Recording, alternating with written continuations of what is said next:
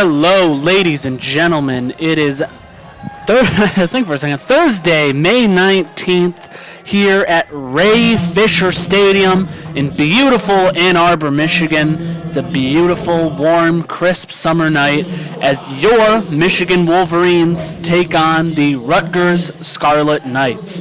My name is Ryan Dolson. I am joined here today by Coley Hoving. How you doing today? I'm doing great, and I'm ready for some baseball. Absolutely. Just a beautiful night, beautiful Thursday night.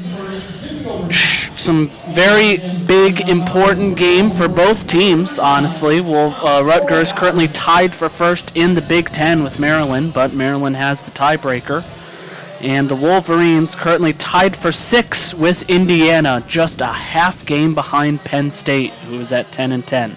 Yeah, absolutely. This series has enormous implications for the final Big Ten standings. Obviously, the last series before the tournament here. And the top 8 teams in the conference are in action against each other. We have this Michigan and Rutgers series. Directly related to it is the Maryland and Purdue series. Purdue sitting a game back of Michigan, but holding the tiebreaker. Maryland and Rutgers obviously tied in the standings. Maryland has the tiebreaker. Iowa and Illinois need to figure out who's going to be the 3 and who's going to be the 4. The Hawkeyes have the Hoosiers this weekend, while the Fighting Illini host the Nittany Lions. Absolutely. Big consequences, especially towards the end of the season. You know, every game really matters.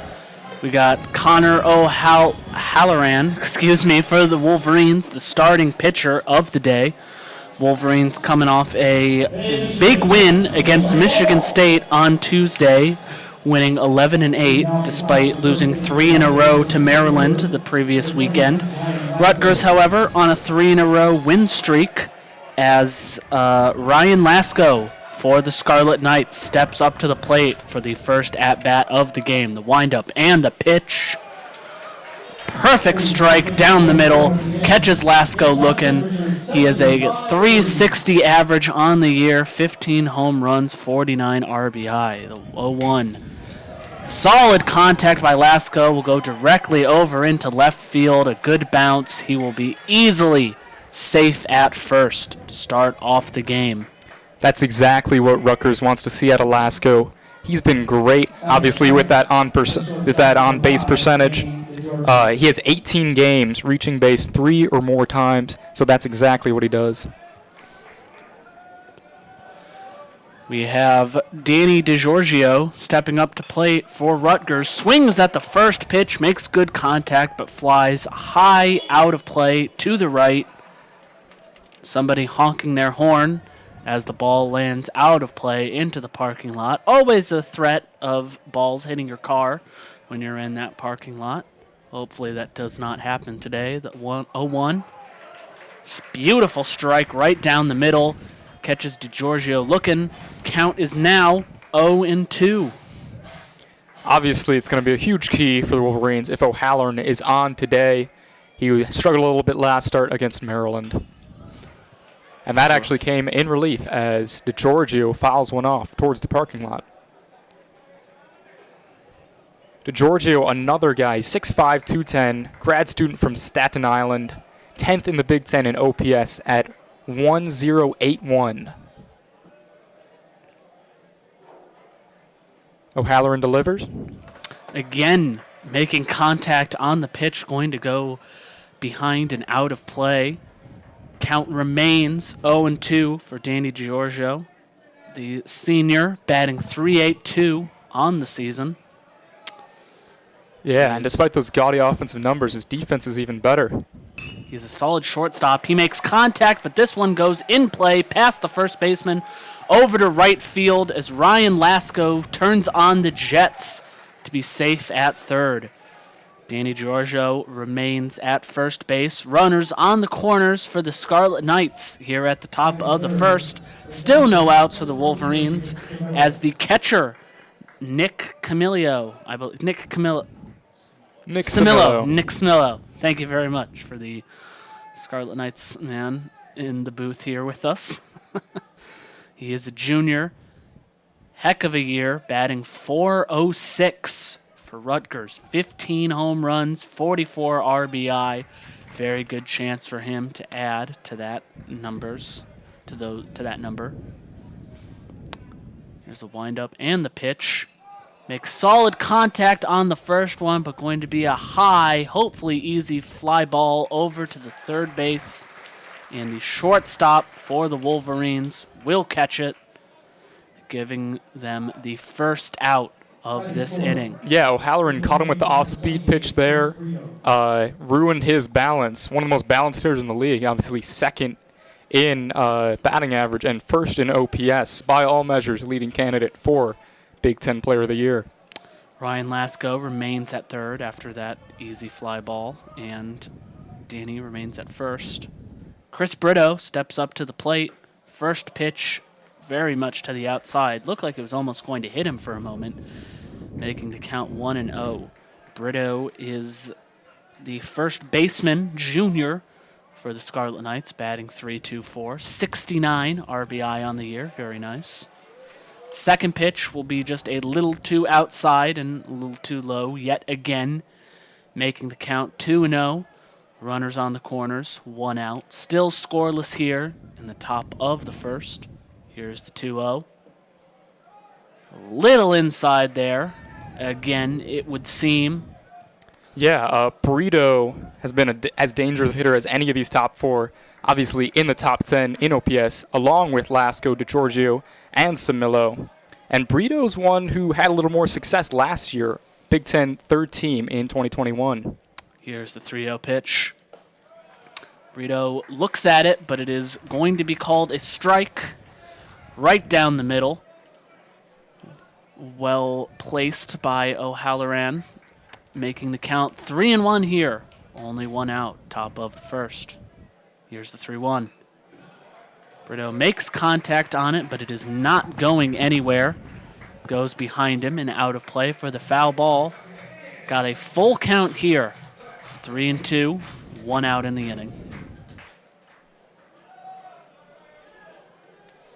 Big pitch here for O'Halloran.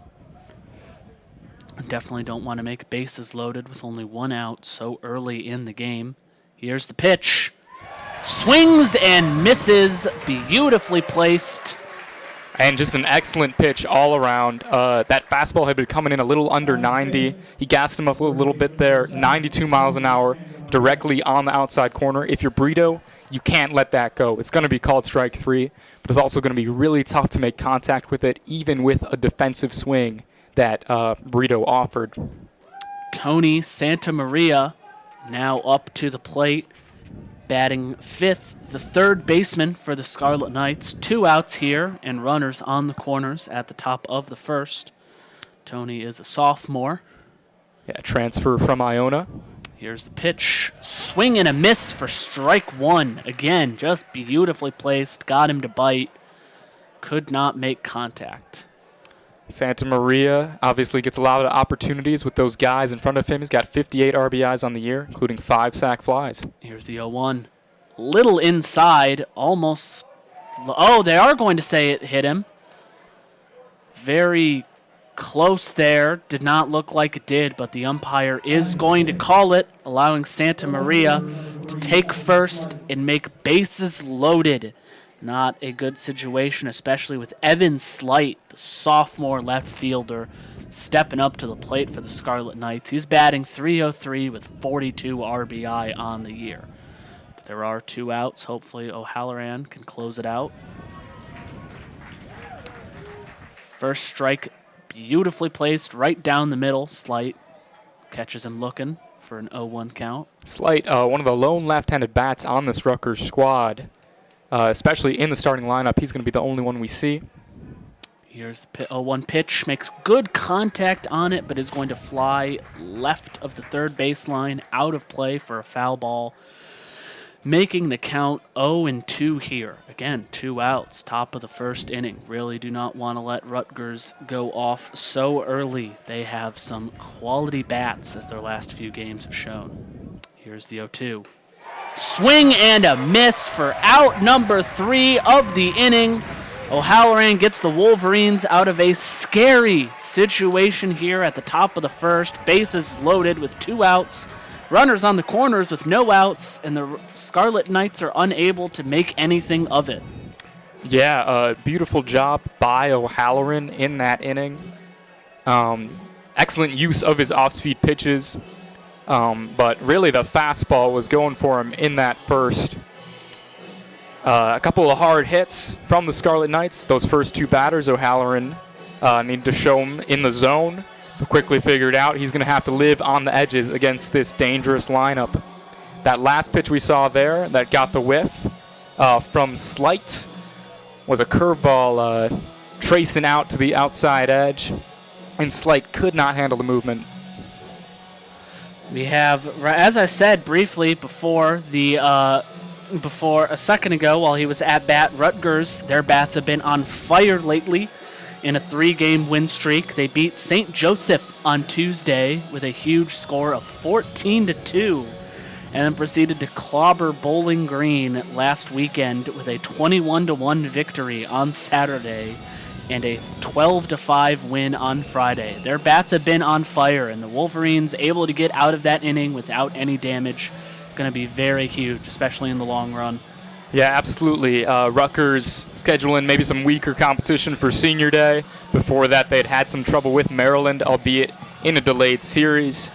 That maybe threw some pitchers and hitters off their timing. That series extended into the early part of the week. And here, as we go into the bottom of the first, Michigan's running out what appears to be their regular starting lineup.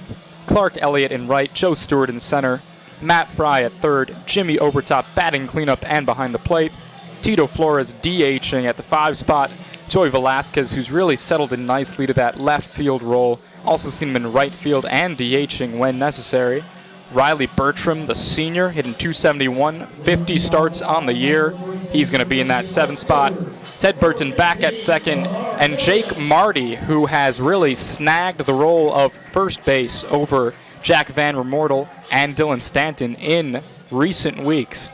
Sporting just a 139 average, but 7 games started all in the past couple of weeks, and even hit a home run against Maryland over the weekend. Clark Elliott, the right fielder, stepping up to plate against Jared Collar, the starting pitcher for the Scarlet Knights.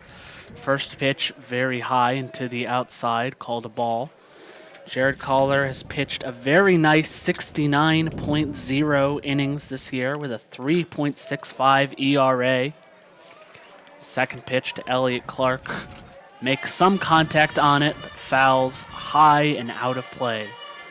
Giving him a 1-1 count. Clark Elliott is .345 on the year with 9 home runs and 52 RBI. Here's the 1-1. Makes solid contact on it. Looks like it could have the distance, and it does! Clark Elliott starting off the game with a beautiful home run, single shot for the Wolverines. As he rounds the bases, they will start off with a 1-0 lead over the Scarlet Knights. Elliott is stomping on the plate, putting it down with emphasis. He deserves that. That was a beautiful swing. Absolutely barreled that ball into that right center gap. We might not have known it for sure, but that right fielder, that pitcher, watching the ball come off the bat, they were sure. They knew that ball was leaving the yard, and it did with authority. Beautiful swing by Clark Elliott, #1 hitter for the Michigan Wolverines, in more ways than one. Joe Stewart, the center fielder freshman, stepping up to the plate. Joe Stewart, actually a grad student transfer from Michigan State, who has settled in really nicely to that 2-spot, .338 average. First pitch to the outside, called a ball. Here's the 1-0. Makes contact in it, but it will bounce left of the third baseline. Out of play, foul ball. Count will be 1-1.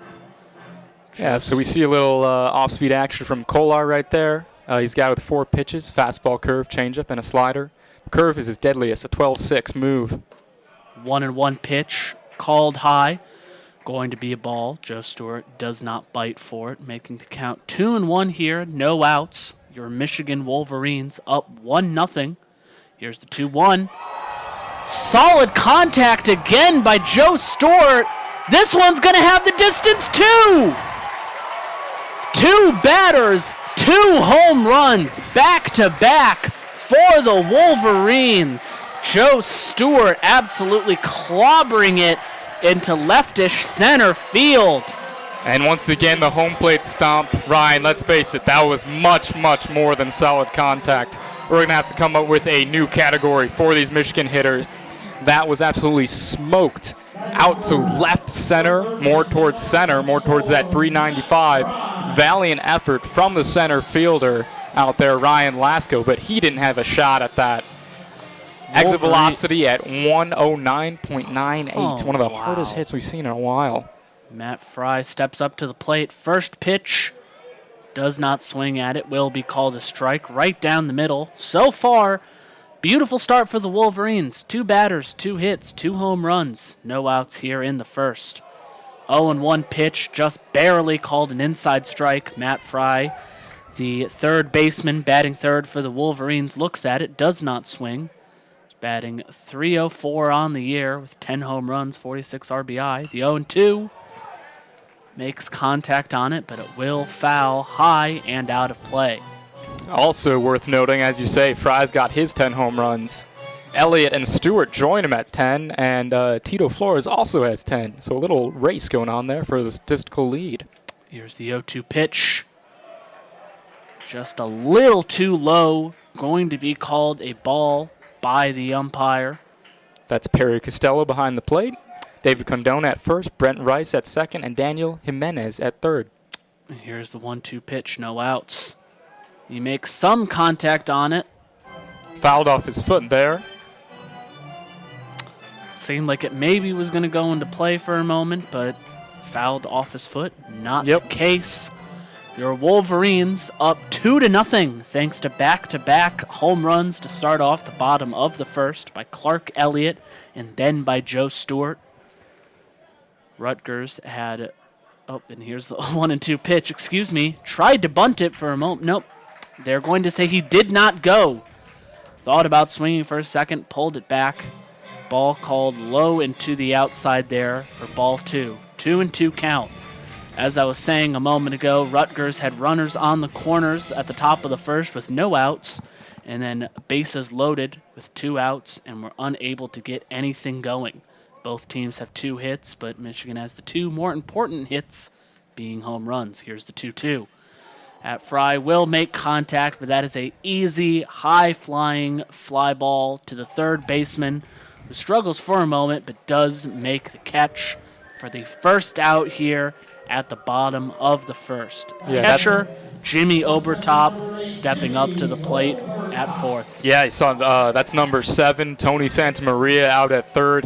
Rutgers is one of the best fielding teams in the conference and in the country. Just 37 errors, but Santamaria has 11 of them. Ooh.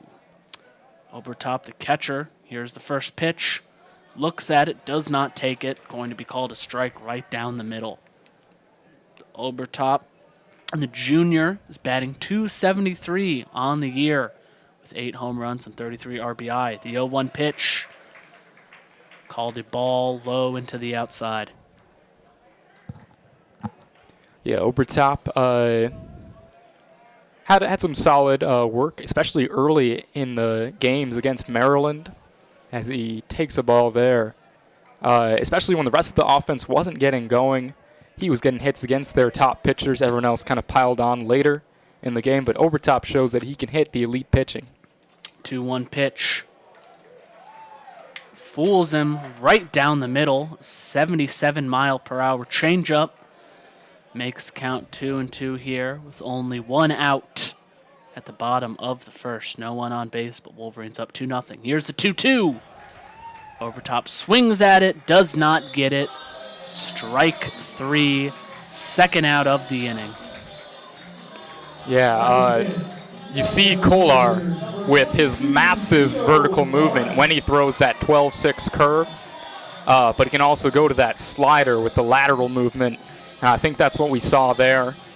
Stayed flat, started low, and Obertop was fooled by the lack of action down towards his uppercut bat.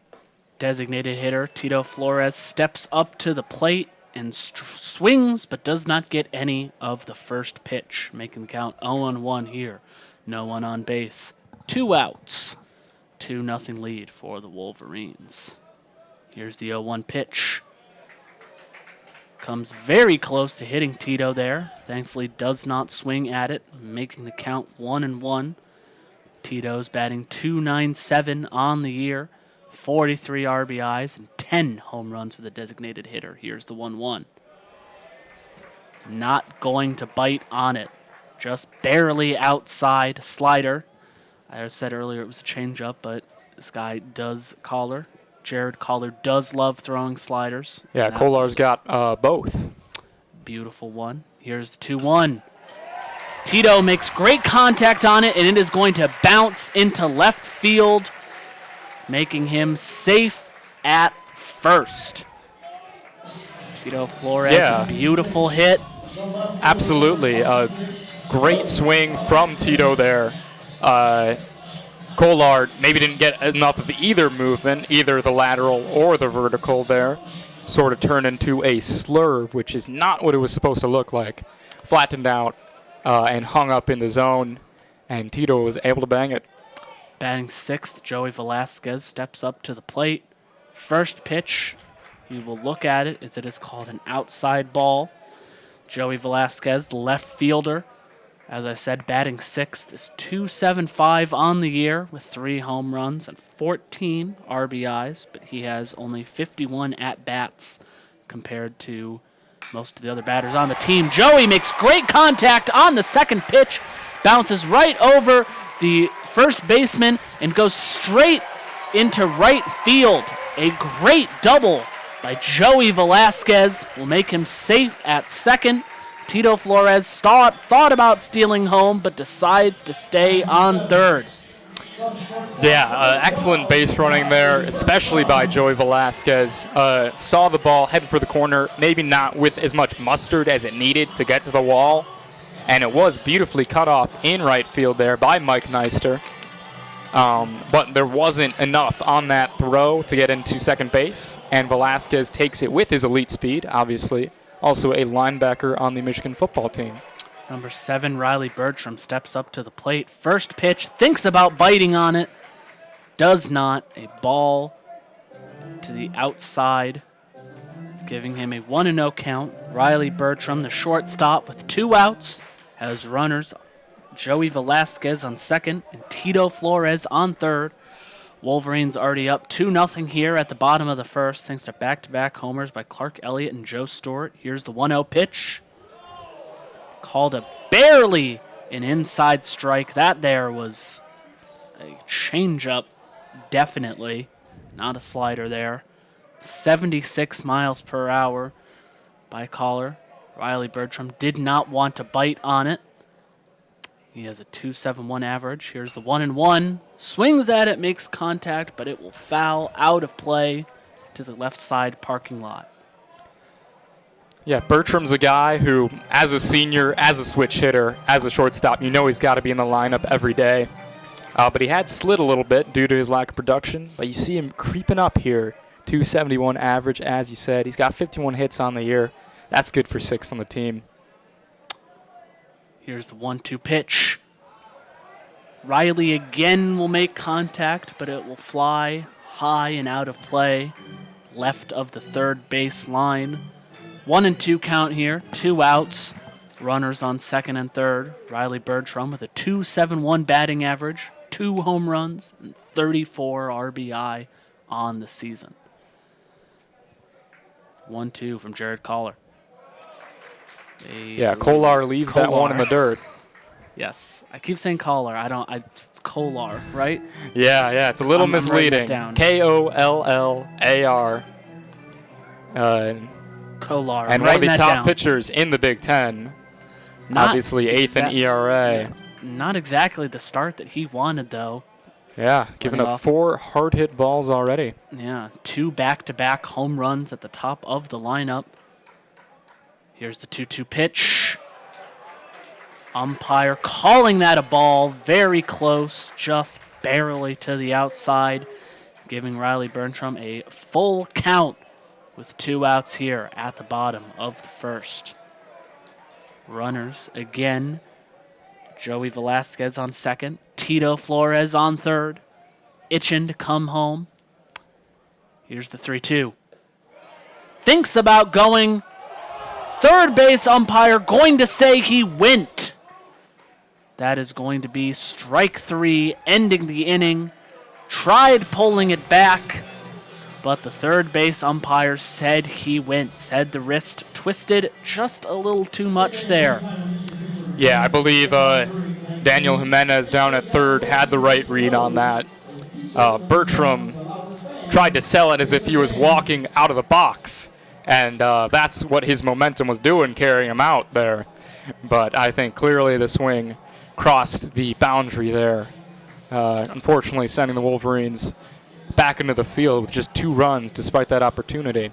But a great start for Michigan here. Absolutely, although they did leave runners on second and third in great scoring position, Wolverines were able to leave the Scarlet Knights despite having bases loaded in that first inning. They had nothing to show for it, and Clark Elliott and Joe Stewart, you got to keep saying it for the Wolverines, just 2 beautiful, crisp, back-to-back homers on Jared Kolar. Said it right that time. There we go. As you said, one of the better pitchers in the Big Ten coming out, letting the very first 2 batters just knock them deep into the outfield, over the wall. Currently the difference maker, only 1 inning played so far, but it does give the Michigan Wolverines a 2-0 lead here at Ray Fisher Stadium against the Rutgers Scarlet Knights. Yeah, so just to look at a broader overview of the game. Michigan coming in at 26-24, 10-11 in the Big Ten. Rutgers at 40-12, 16-5 in the Big Ten. And though the Scarlet Knights may be on the road, that is where they've thrived this season. Their 21 wins make them the only Power 5 baseball team with more than 20 road wins this season. Absolutely insane numbers. Connor O'Halloran will stay on the mound for the Wolverines, it appears, as I don't believe that is the right batter on the screen for Rutgers. Yes, there we go. We have batting 7th, Josh Kuroda Grauer. First pitch from O'Halloran going to be called an outside ball. Here's the 1-0. Swings and misses, put everything he had into that one, but will not make contact, making it a strike for Josh, the second baseman. Here's the 1-1. Great contact, but will foul out of play to the right field, over into the right parking lot. Forgot the word for parking lot there for a moment. Here's the 1-2. Again, making great contact on it. This man is a real power hitter. Swinging for the fences, it would seem, after that first inning. Yeah. He's 302 on the year. Here's the 1-2. Very obviously, clearly high into the outside, making it a 2-2 count. Yeah, Kuroda Grauer actually sporting one of the poorest slugging percentages on the team. But as you said, athletic build. Going to pop up high and in play for the catcher, who makes the grab, getting it the first out of the inning for Josh as he heads back to the dugout. Number 32, the designated hitter, batting 8th for the Scarlet Knights, Jordan Sweeney. Yeah, stepping Sweeney's up a to guy the plate. we were talking about earlier. 10 home runs at the bottom of the order. You don't see that on other teams. Certainly not. First pitch, very clearly to the outside. Sweeney not going to make the mistake of swinging. Good call on his part. 1-0 pitch. Again, a little too much to the outside. As you said, Sweeney, 10 home runs, 31 RBI, batting a .275 average so far. 2-0 pitch. He's going to make contact on this one. Might even have the distance to go all the way, and it does. 11th home run of the year for Jordan Sweeney off of Connor O'Halloran. That will put the Scarlet Knights on the board here at the top of the second. Only 1 out. Yeah, put a charge into that one. Sweeney, an athletic guy, a big guy out of Egg Harbor in South Jersey. And you were talking about that 275 average. I love to look at that 557 slugging, which just went up another 10 points there. Massive swing. First pitch for the bottom of the lineup, Mike Zistor? Neister. Neister? Neister. Neister, okay. Batting .275 on the year. First pitch a ball. Here's the 1-0. It's going to make very great contact, and that ball almost out of the park. Just barely hits the brick wall in left field. It's going to be a double for Mike Nystor. He was batting .275 on the year, the right fielder. That senior. Those numbers likely going to go up as Obertop decides to have a talk with Connor O'Halloran. Yeah, Neister, he has been nice for Rutgers in a utility role this year. He's a redshirt senior. Hit .350 last year. Earned him 2022 preseason All-Big Ten. Expecting a big year from him. And he has delivered in some aspects. That .275 average, .373 slugging are not what you wanted out of him after last season. But 13 extra base hits and 6 sack bunts, vital to that bottom of the order cohesion. Top of the lineup again for the Scarlet Knights. Ryan Lasko, first pitch, strike right down the middle, catches him looking. Mike Nystor clearly on second base, wanting to steal third with only one out here at the top of the second. Here's the 0-1 pitch. Strike, just barely inside that strike zone. Had Ryan Lasko looking, he did not bite on it, and making the count 0-2 for Ryan Lasko. Center fielder, top of the lineup, batting .362 for the Scarlet Knights. Here's the 0-2 pitch. Did not swing at it. Gets a little bit behind Obertop. Falls to the ground of Obertop, but he's able to get on top of it. Does not allow Mike to steal third. Going to be called a ball. 1-2 count here with one out. Runner on second. Here's the pitch from O'Halloran. Makes contact, but fouls behind and out of play. Count will remain 1-2 for Ryan Lasko, the sophomore. Yeah, sophomore Hit from Jackson. Freshman All-American and All-Big Ten freshman last year. He hit a single in the first inning as he will foul again high and out of play into the parking lot on right side of the field. Wolverines playing a comedic sound effect to show the ball out of play. Count will remain 1-2 for Lasko. Here's the and O'Halloran thinks of faking him out and making the throw to second base, but the second baseman for the Wolverines just not there in time. Yeah, turned the hip there and steps off and fakes it again. Keeping an eye on Neister, although he's only stolen 4 bases in 6 attempts this year. He certainly seems to want it, to say the least. Here's the 1-2 pitch. Solid contact by Lasko, but just barely fouls it along the third baseline. Would have been a great hit for Ryan Lasko. I imagine that would have sent his man home. Yeah, absolutely. From where we were sitting, we couldn't tell if it was fair or foul. We needed those eyes down the line. That's why we have him there. Count remains 1-2. One out. Wolverines up 2-1. Top of the second inning. Lasko, as I mentioned, hit a single earlier. Here's the pitch. Downstairs. Yes, just a little too low. Lasko too smart to swing at that. Allows ball 2 to be called, giving him a 2-2 count here. Lasko is second in the Big Ten with 21 doubles. He knows how to find the gaps. Don't want to do that again. Certainly not. Here's the 2-2 pitch. Not the best pitch to be swinging at, but he does anyway. He makes some contact on it as it fouls out of play. Count will remain 2-2. So odd with how many pitches have been thrown at this at-bat. So odd for it to not even be a full count yet. Yeah. As it is, 2-2, one out. Here's the pitch. Again, another foul ball. Out of play. Lasco rips it, but cannot get the ball to stay in. Yeah, Rutgers, maybe unintentionally, but doing exactly what they want to do. O'Halloran's already up to about 35 pitches or so. And here's the 2-2. Swing and a miss from Lasco. Strike 3. Second strikeout of the day, I believe, for O'Halloran. Coming at a beautiful moment, getting the second out of the inning. As second in the lineup, the shortstop, Danny Giorgio, hit a single earlier today, steps up to the plate. Yeah, so that ended up being 10 pitches. O'Halloran standing at 40 on the night. Here's the starting pitch. Going to be called a strike.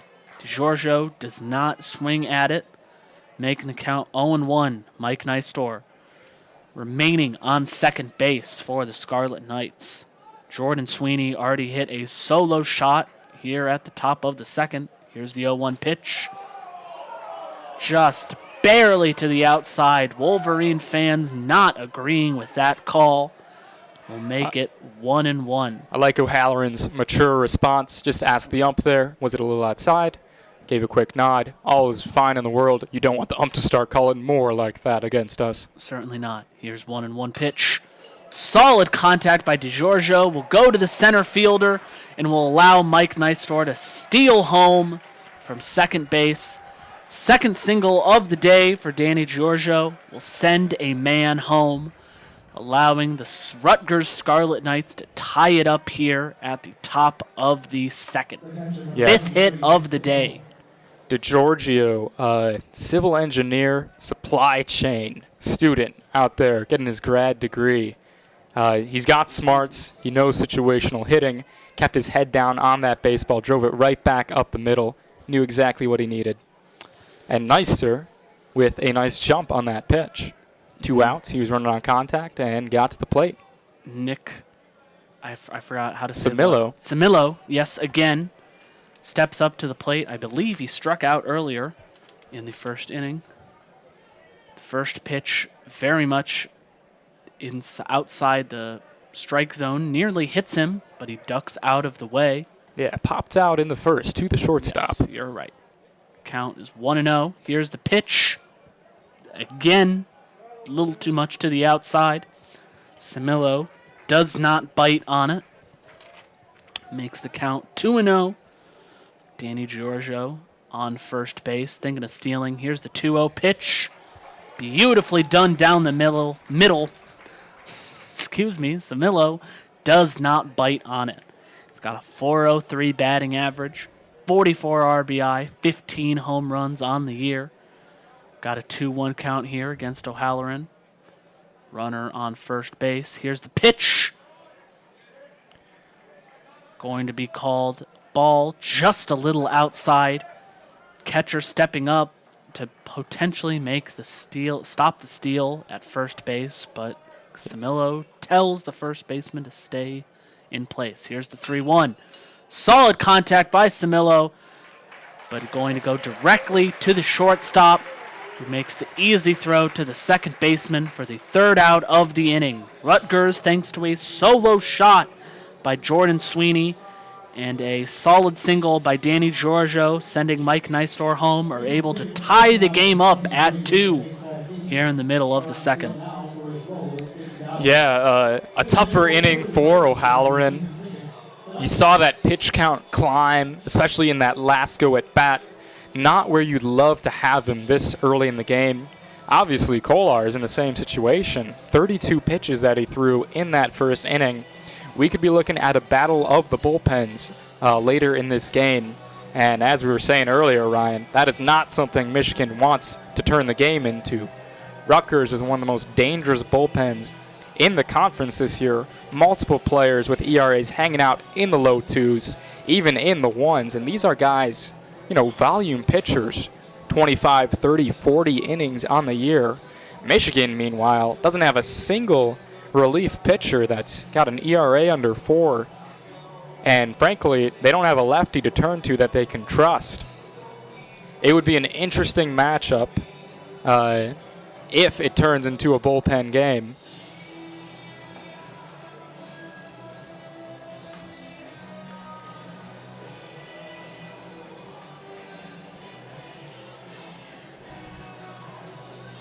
So we'll see Ted Burton come to the plate for the Wolverines, the second baseman, and an accomplished player in this lineup, despite hanging out near the bottom, out of Huntington Beach, California. And all Big Ten first team as a second baseman, all region second team as named by Rawlings, and an academic all Big Ten in 21. Hasn't seen the results this year that he wanted, but still an integral part of that defense. And someone who manages to get on a fair amount, 361 on base. That's nothing to sneeze at. Ted Burton stepping up to the plate. First pitch going to be a bouncing ball directly to the shortstop, who makes the throw over to first base. First out almost immediately here in the bottom of the second. Sun beginning to set on this beautiful late May summer afternoon. Summer night, I suppose. Not really the afternoon.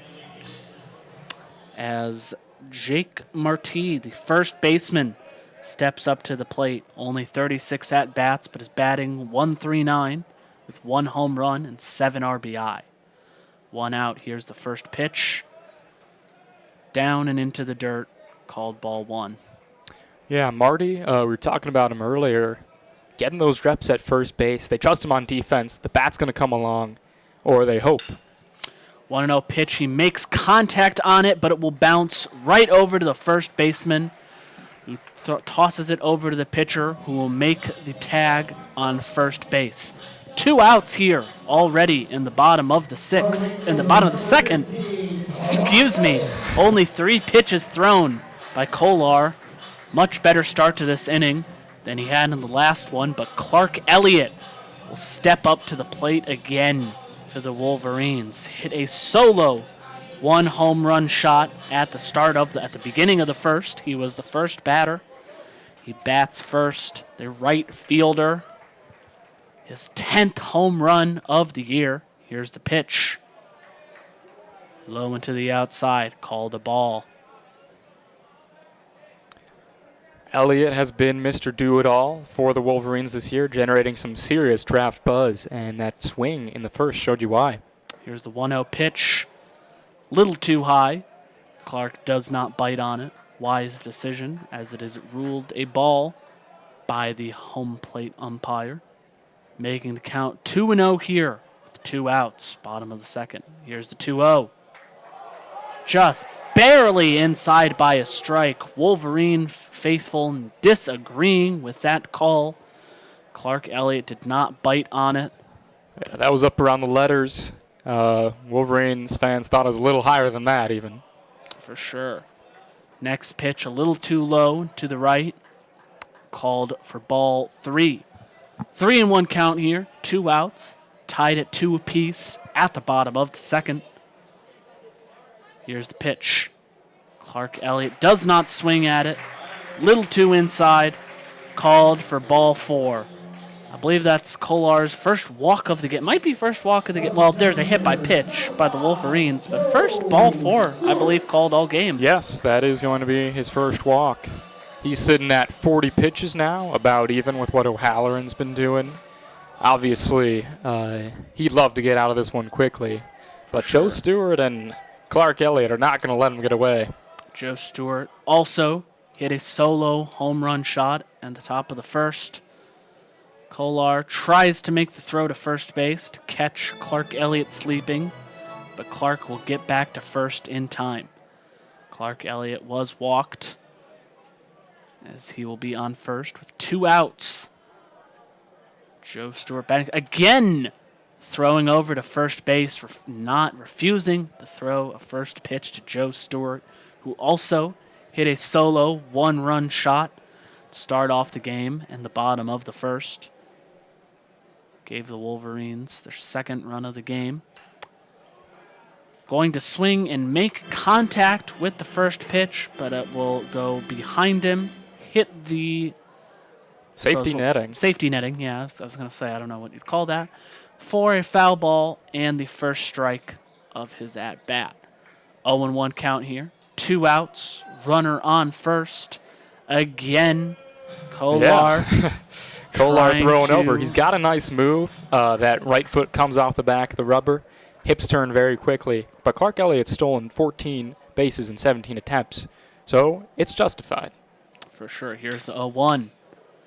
A bouncing ground ball over to the third baseman who cannot get the throw in at time, allowing Joe Stewart a solid single, safe at first, as Clark Elliott advances to second base. Matt Fry, 0 for 1 on the day, but comes up to the plate with 2 outs. And Runners 2 in on. first and second, indeed. Yeah, that's the Joe Stewart special. If he can get the bat head to the ball and pull it to that left side, he's standing on first base about 80% of the time. As long as it's not hit right to a fielder, the shortstop and the third baseman know they have to rush. And on a chopper like that, down the line, Santa Maria didn't have nearly enough momentum going towards the base to fire that over and get the speedy Joe Stewart 20 steals in 21 attempts. Matt Fry, the third baseman, batting third. First pitch high into the outside, called a ball. I believe Matt Fry in his first at-bat. Popped out to the third baseman. Yes, he did. 1-0 count here. 2 outs. Solid runners and good positions. He's going to make great contact on it, but caught by the first baseman. Definitely would have had the distance to have a couple good bounces and maybe even send a man from second home. But That probably would have. Yeah, that would have driven in 2 runs. He would have been standing on second at the very least. Fry's not the speediest guy, but that was headed for the corner. And yeah, like you said, a funky bounce out there. He could have turned it into 3. For sure. Rocketed off the bat at about 96 miles an hour. Just unfortunately right at the first baseman, Chris Brito, who was playing deep, respecting the power of the left-handed hitter, Matt Fry. Unfortunately, it will remain a what if as we head to the top of the third. Potato sack race happening for the Wolverine fans along third base. I did notice at the very beginning, the man in the orange shirt fell flat on his face. And he's not recovering very well, is he? No, he is not. Can't see who it is, but we have our winner in the blue shirt. Can't quite make out his name. He won by about a country mile there. Absolutely. The white shirt and the orange shirt were no match. Steady as she goes, really. Certainly. Solid mechanics. That's what you like to see on the ball field. Absolutely. Definitely. Real expertly played. That's some of the best athleticism that we've seen all night, to be honest with you. Definitely. O'Halloran staying in for the Wolverines at the top of the third. He let in a solo shot last inning and a single, which allowed a runner on second base, I believe, to come home. Yeah, DeGiorgio Yes. drove in Neister last And inning. Jordan Sweeney hit a And Jordan single Sweeney. shot. Monster. A Yes. moonshot. It just kept directly carrying. right down center field. Hardest home run to hit, and it had the distance and more. Chris Brito, first baseman, batting fourth for the Scarlet Knights, steps up to the plate. First pitch, beautiful strike down the middle, catches him looking. Here's the 0-1. Little too high. Easily called ball. Chris Brito, little too smart for that one. Here's the 1-1. Thinks about biting on it, does not, but the umpire is going to call it a strike. I think if you're Brito, you're fine with that. He wasn't Brito, going to make good yes. contact. Perfectly placed. Yes, 1-2 count here, no outs, top of the third. No one on, no one out. Tries to go back to that well after hitting the inside corner with the fastball. Tries to take the top off speed on that inside part. Next 2 pitches called very inside balls. Brito does not bite for it, making it a full count with no outs here. Here's the 3-2. Solid contact by Brito, but caught by the shortstop, who will make a beautiful throw to first base, tagging him out for the first out here at the top of the third. That's when you see how vital a guy like Riley Bertram is. He's racked up 10 errors, 956 fielding percentage. That's not as bad as it could have been. He gets a lot of opportunities out there, and most of the time he manages to convert. As we're talking about it, Santa Maria steps up to the plate and hits it straight to left field as he gets a quality double. Left fielder bobbles the grab a little bit. They try to tag him out at second, but just not going to get him in time. As we're still talking about Chris Brito, Tony Santa Maria steps up to the plate, and it's a very quality double. Now for the there's Scarlet Knights. a New Jerseyan, Tony Santa Maria, For if sure. I ever heard one. Evan Slight batting sixth, the left fielder for the Scarlet Knights. First pitch, swing and a miss for Slight, making the count 0-1 here. 1 out, top of the third, man in second, tied at 2 apiece. Scarlet Knights and Wolverines. Here's the 0-1.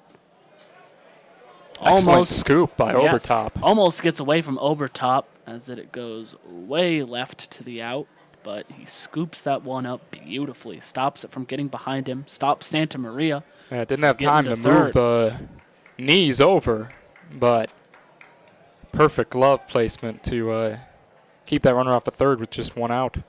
Here's the 1-1. Little Change bit of a stays curve on high. it. Yeah, but we'll stay high. Slight not biting on that one. Making the count 2-1. O'Halloran winds up. Here's the pitch. Swing and a miss. Maybe he made slight contact. A foul tip. Not sure there for Slight. Regardless, the count will be 2-2. Yeah, excellent action running inside on the lefty hitter there on that fastball. Here's 2-2. Tony Santa Maria on second base. Slight does not swing at it. Called just barely a ball to the outside, giving him a full count. A 3-2-1 situation. 3 balls, 2 strikes, 1 out. Runner on second here at the top of the third for the Scarlet Knights. Here's the 3-2. Great you hate to see it. Beautifully placed. Second baseman, I believe, or the shortstop. Yeah, that was Riley Bertram ranging over from short. Against the lefty, he was shifted over a little bit towards the right side. Nearly made a leaping, diving play on the edge of the grass. But just barely cannot get it. That will allow him, Evan Slight, to advance to first. Tony Santa Maria to advance to third. And that's the impact of Bertram. Even when he doesn't make that play, Tony Santa Maria, standing there at second, gets his secondary lead, but can't go because Bertram doesn't give up on the play. If Bertram says, that's getting into the outfield, Santa Maria is able to go as soon as Bertram gives up, maybe heads for home, and he'd probably score on weak contact like that. But he has to hold up with the ball in the air, and Bertram almost single-handedly keeps the runner off the board.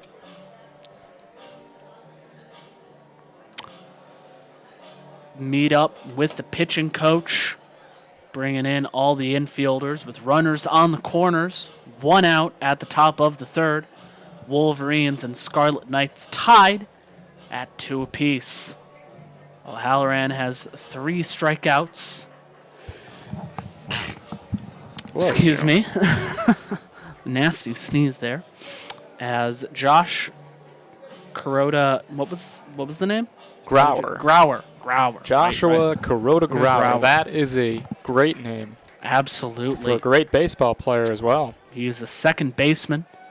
Had a pop fly in the second inning, I believe. He is 0 for 1 here, but with runners on the corners and 1 out, you think he's going to want a different result. First pitch, down into the dirt. You can tell just by his stance how he designs himself. Josh absolutely wants to slug it.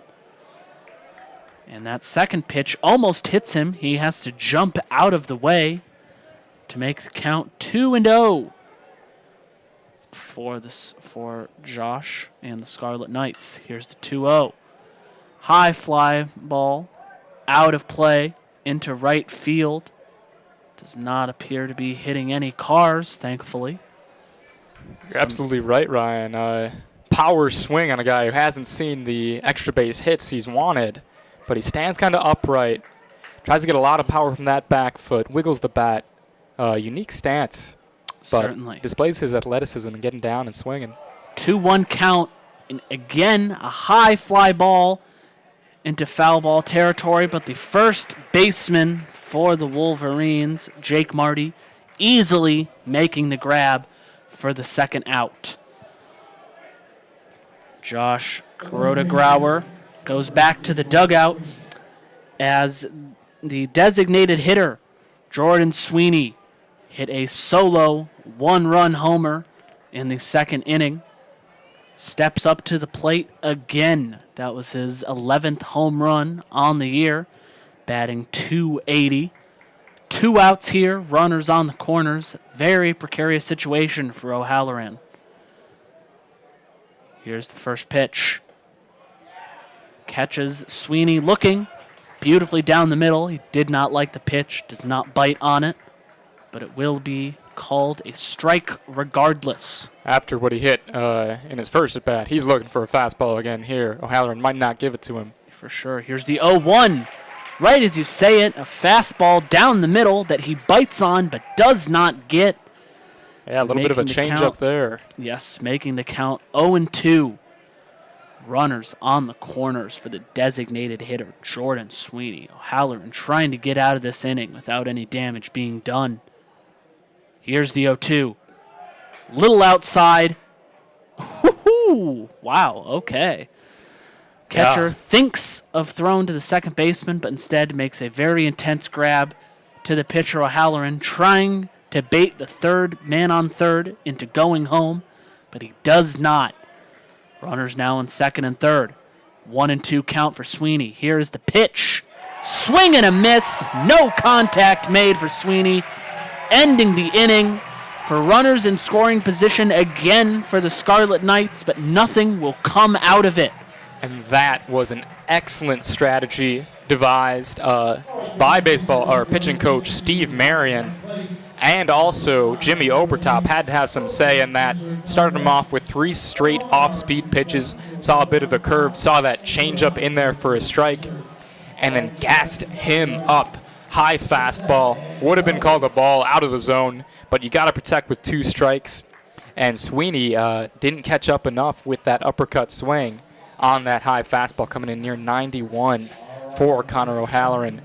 Excellent way to work his way out of that sticky situation. Absolutely. Score will remain 2 apiece here. Scarlet Knights 2, Wolverines 2, as we enter the bottom of the third. Wolverine fans being treated to a frozen t-shirt contest. Not exactly sure what this entails or where it's being held, but fans seem to be having fun. I think it happened right in front of our eyes, and we just barely missed it, tragically. But some kids are going home with a nice, cold, new t-shirt. They needed it a week ago, for sure. Last Wednesday, when temperatures touched 90 in an afternoon game against Wright State. Tonight is a nice, cool, breezy night as the sun has gone down. And you're right, it's an early summer, beautiful day in Ann Arbor. Absolutely. Beautiful day in Ray Fisher Stadium. And hey, Wolverines will be taking on the Scarlet Knights again tomorrow night at the same time, and it will be the Bark in the Park. If you haven't had a chance to see this amazing Wolverine baseball team all year, come out tomorrow. Should be a beautiful day, and you'll get to see some adorable dogs in the stands. As Jimmy Obertop, the catcher, steps up to the plate, Jared Collar stay on the mound for the Scarlet Knights. As the first pitch is a strike just barely to the Obertop, catches Jimmy Obertop looking. Yeah, Obertop now with 64 strikeouts on the year, 1 in his first at bat in the first. Already down 0-2 here as he whiffs on an off-speed pitch, 12-6, and trailing outside. Certainly seems that He's not been quite on his A game batting wise recently. His pitching average, his batting average 271, 8 home runs on the year. Already has an 0-2 count. Here's the 0-2, low and into the dirt. Called a ball. Count will be 1-2. Jimmy Obertop, the catcher. Yeah, Obertop, a guy who played a lot of first base a season ago, but has transitioned behind the plate. Here's the 1-2. Obertop swings at a dirty pitch. Absolutely nasty curve on that one. Absolutely. Striking out for the first out here at the bottom of the third. Tito Flores steps up to the plate. He is 1 for 1 on the day. Hit a single, made it all the way out to third at the bottom of the second, but was unable to get anything going, was unable to come home. Here's the first pitch. Low, barely inside. Called a strike, making the count 0-1 here.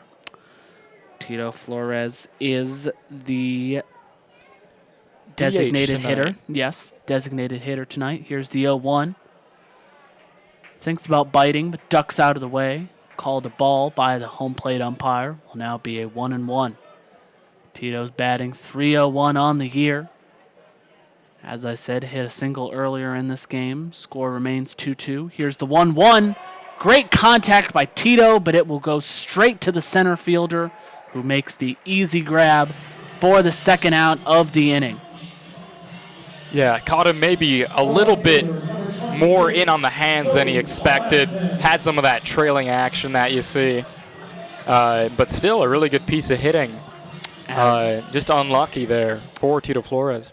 As Eminem's Lose Yourself plays over the speakers, that lets you know Joey Velasquez steps up to the plate. He is 1 for 1 on the day. First pitch, looks at it, and it is called a strike right down the middle. Velasquez hit a double earlier today. He is batting .288, I believe. I can't quite make out the big screen. Second pitch called a strike, just barely. Wolverine fans strongly disagreeing with that call, making the count 0-2 here on Joey Velasquez. 2 outs here, bottom of the third. Here's the pitch. Just barely outside, called a ball. An excellent frame there by catcher Nick Samillo. Set up on that outside corner. The pitch was exactly where he wanted it on 0-2.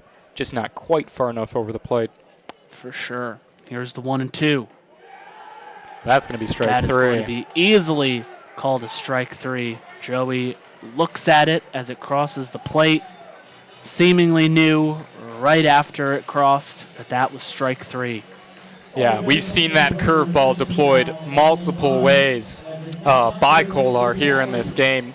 We saw it to Obertop in that 0-1 count. He used it starting about belt high and then dipping away from the zone, going outside. Then he came back and struck him out with that pitch. Started it up near the eyes, but Obertop knew that that ball was going to come down. And he had to swing at that. He had to take a hack at it because he knows it's going to come down towards the strike zone, even if it's unhittable. Sure. Score will remain 2-2 as the third inning comes to a close. We head to the top of the fourth inning. This is WCBN Sports Radio here at the Michigan Wolverines at home at Ray Fisher Stadium against the Rutgers Scarlet Knights. We'll be right back for the top of the fourth.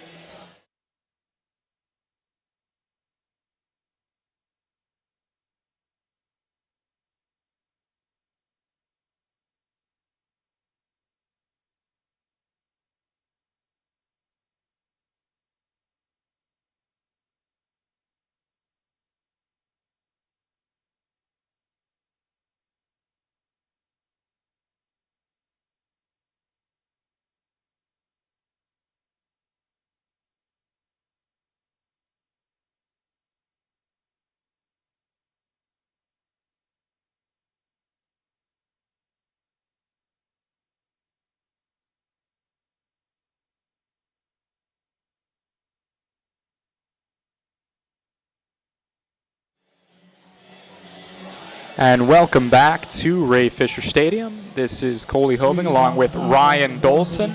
The score is tied 2-2. We saw some action in the bottom of the first from Michigan. Back-to-back home runs by Clark Elliott and Joe Stewart. Rutgers answered nicely in the top of the second. Connor O'Halloran steps onto the mound against Mike Neister. Yes. Batting .279 on the year. He is 1 for 1. He was able to come home on a Danny DiGiorgio single in that second inning. That's going to be a strike outside, and the count goes to 1-1. Excellent placement by O'Halloran right on the corner. Neister thinks about going on that one, but it will be down into the dirt. O'Halloran winds up again, and that one hangs up a little bit. It's going to be driven into center by Mike Neister. Rounds first, collected by Stewart, and sent back into the infield. Solid piece of hitting, exit velocity at 92 miles an hour. Exactly what the Scarlet Knights want from the bottom of the order. Absolutely, Mike Neister 2 for 2 on the day, putting up insane numbers. Safe at first as Ryan Lasko, the center fielder, steps up to the plate for the Scarlet Knights. O'Halloran, the lefty, coming set and delivering. Lasko's going to try to bunt down the first base line. Marty collects it and steps on the bag. That's going to be out number 1. Excellent speed from the center fielder Lasko. He had stolen 7 bases in his last 8 games, but does get the job done there, sacrificing Neister over to second. Very beautifully done. Solid bunt. Turned on the Jets to first base. Did not allow the Wolverines any time to worry about going to second base. And number 5, Danny DiGiorgio steps to the plate against O'Halloran. He is 2 for 2 on the day. 1 RBI already with a man, Mike Neister, in scoring position, certainly hoping to increase his 56 RBI season up to a potential 57. First pitch ran outside. The count is 1-0. O'Halloran delivers. On the inside corner, that's a fastball in there. Count goes to 1-1. Giorgio, solid framing there. Tried to make it look like he had to duck out of the way for a ball that was coming right at him, but the umpire not fooled. O'Halloran taking a peek at Neister at second base. Kicks and delivers. That one just misses inside, maybe a little low. O'Halloran is going to take it as it is. And certainly DiGiorgio accepts that outcome, sends the count to 2-1. Hitters count. DiGiorgio already 2 for 2. He's been getting what he wants. And that pitch, fastball with a little bit of that running action, cuts inside on the lefties, runs outside on the righties. You saw it there as the foul ball headed towards that right field parking lot. Couldn't get it all the way around and put it into fair territory. 1 out here at the top of the 4th. Mike Neister on second base. DiGiorgio 2 for 2 on the day, trying to get, already has 1 RBI, likely hoping for a second. And O'Halloran tries to loop a curveball in on that outside corner, fouled off nicely by DiGiorgio. Taking excellent second. Work from that second hitter. Yes, definitely, absolutely. Count is 2-2 with 1 out. O'Halloran delivers. Once again, tries to just slide that breaking pitch from inside the left-handed batter's box to that outside corner, but fouled off expertly by DiGiorgio. You can see why this guy has one of the top 10 OPSs in the Big Ten. He knows how to hit for contact, knows how to hit for power, has that defensive swing in this 2-strike count. Putting up insane numbers on the season and on the day already. 1 RBI, batting 2 for 2. DiGiorgio, feet a little close together. He's going to swing again and drive that out to deep right field. Clark Elliott tracking it back on the warning track, makes the catch.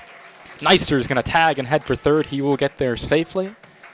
Barely avoiding disaster there for Connor O'Halloran. Clark Elliott was playing deep and trailed towards the corner, but had more than enough room at the end of the day.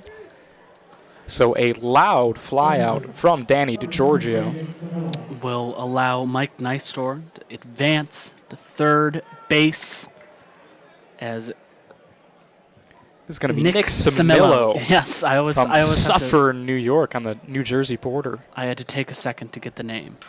He's going to foul one off towards that right field parking lot.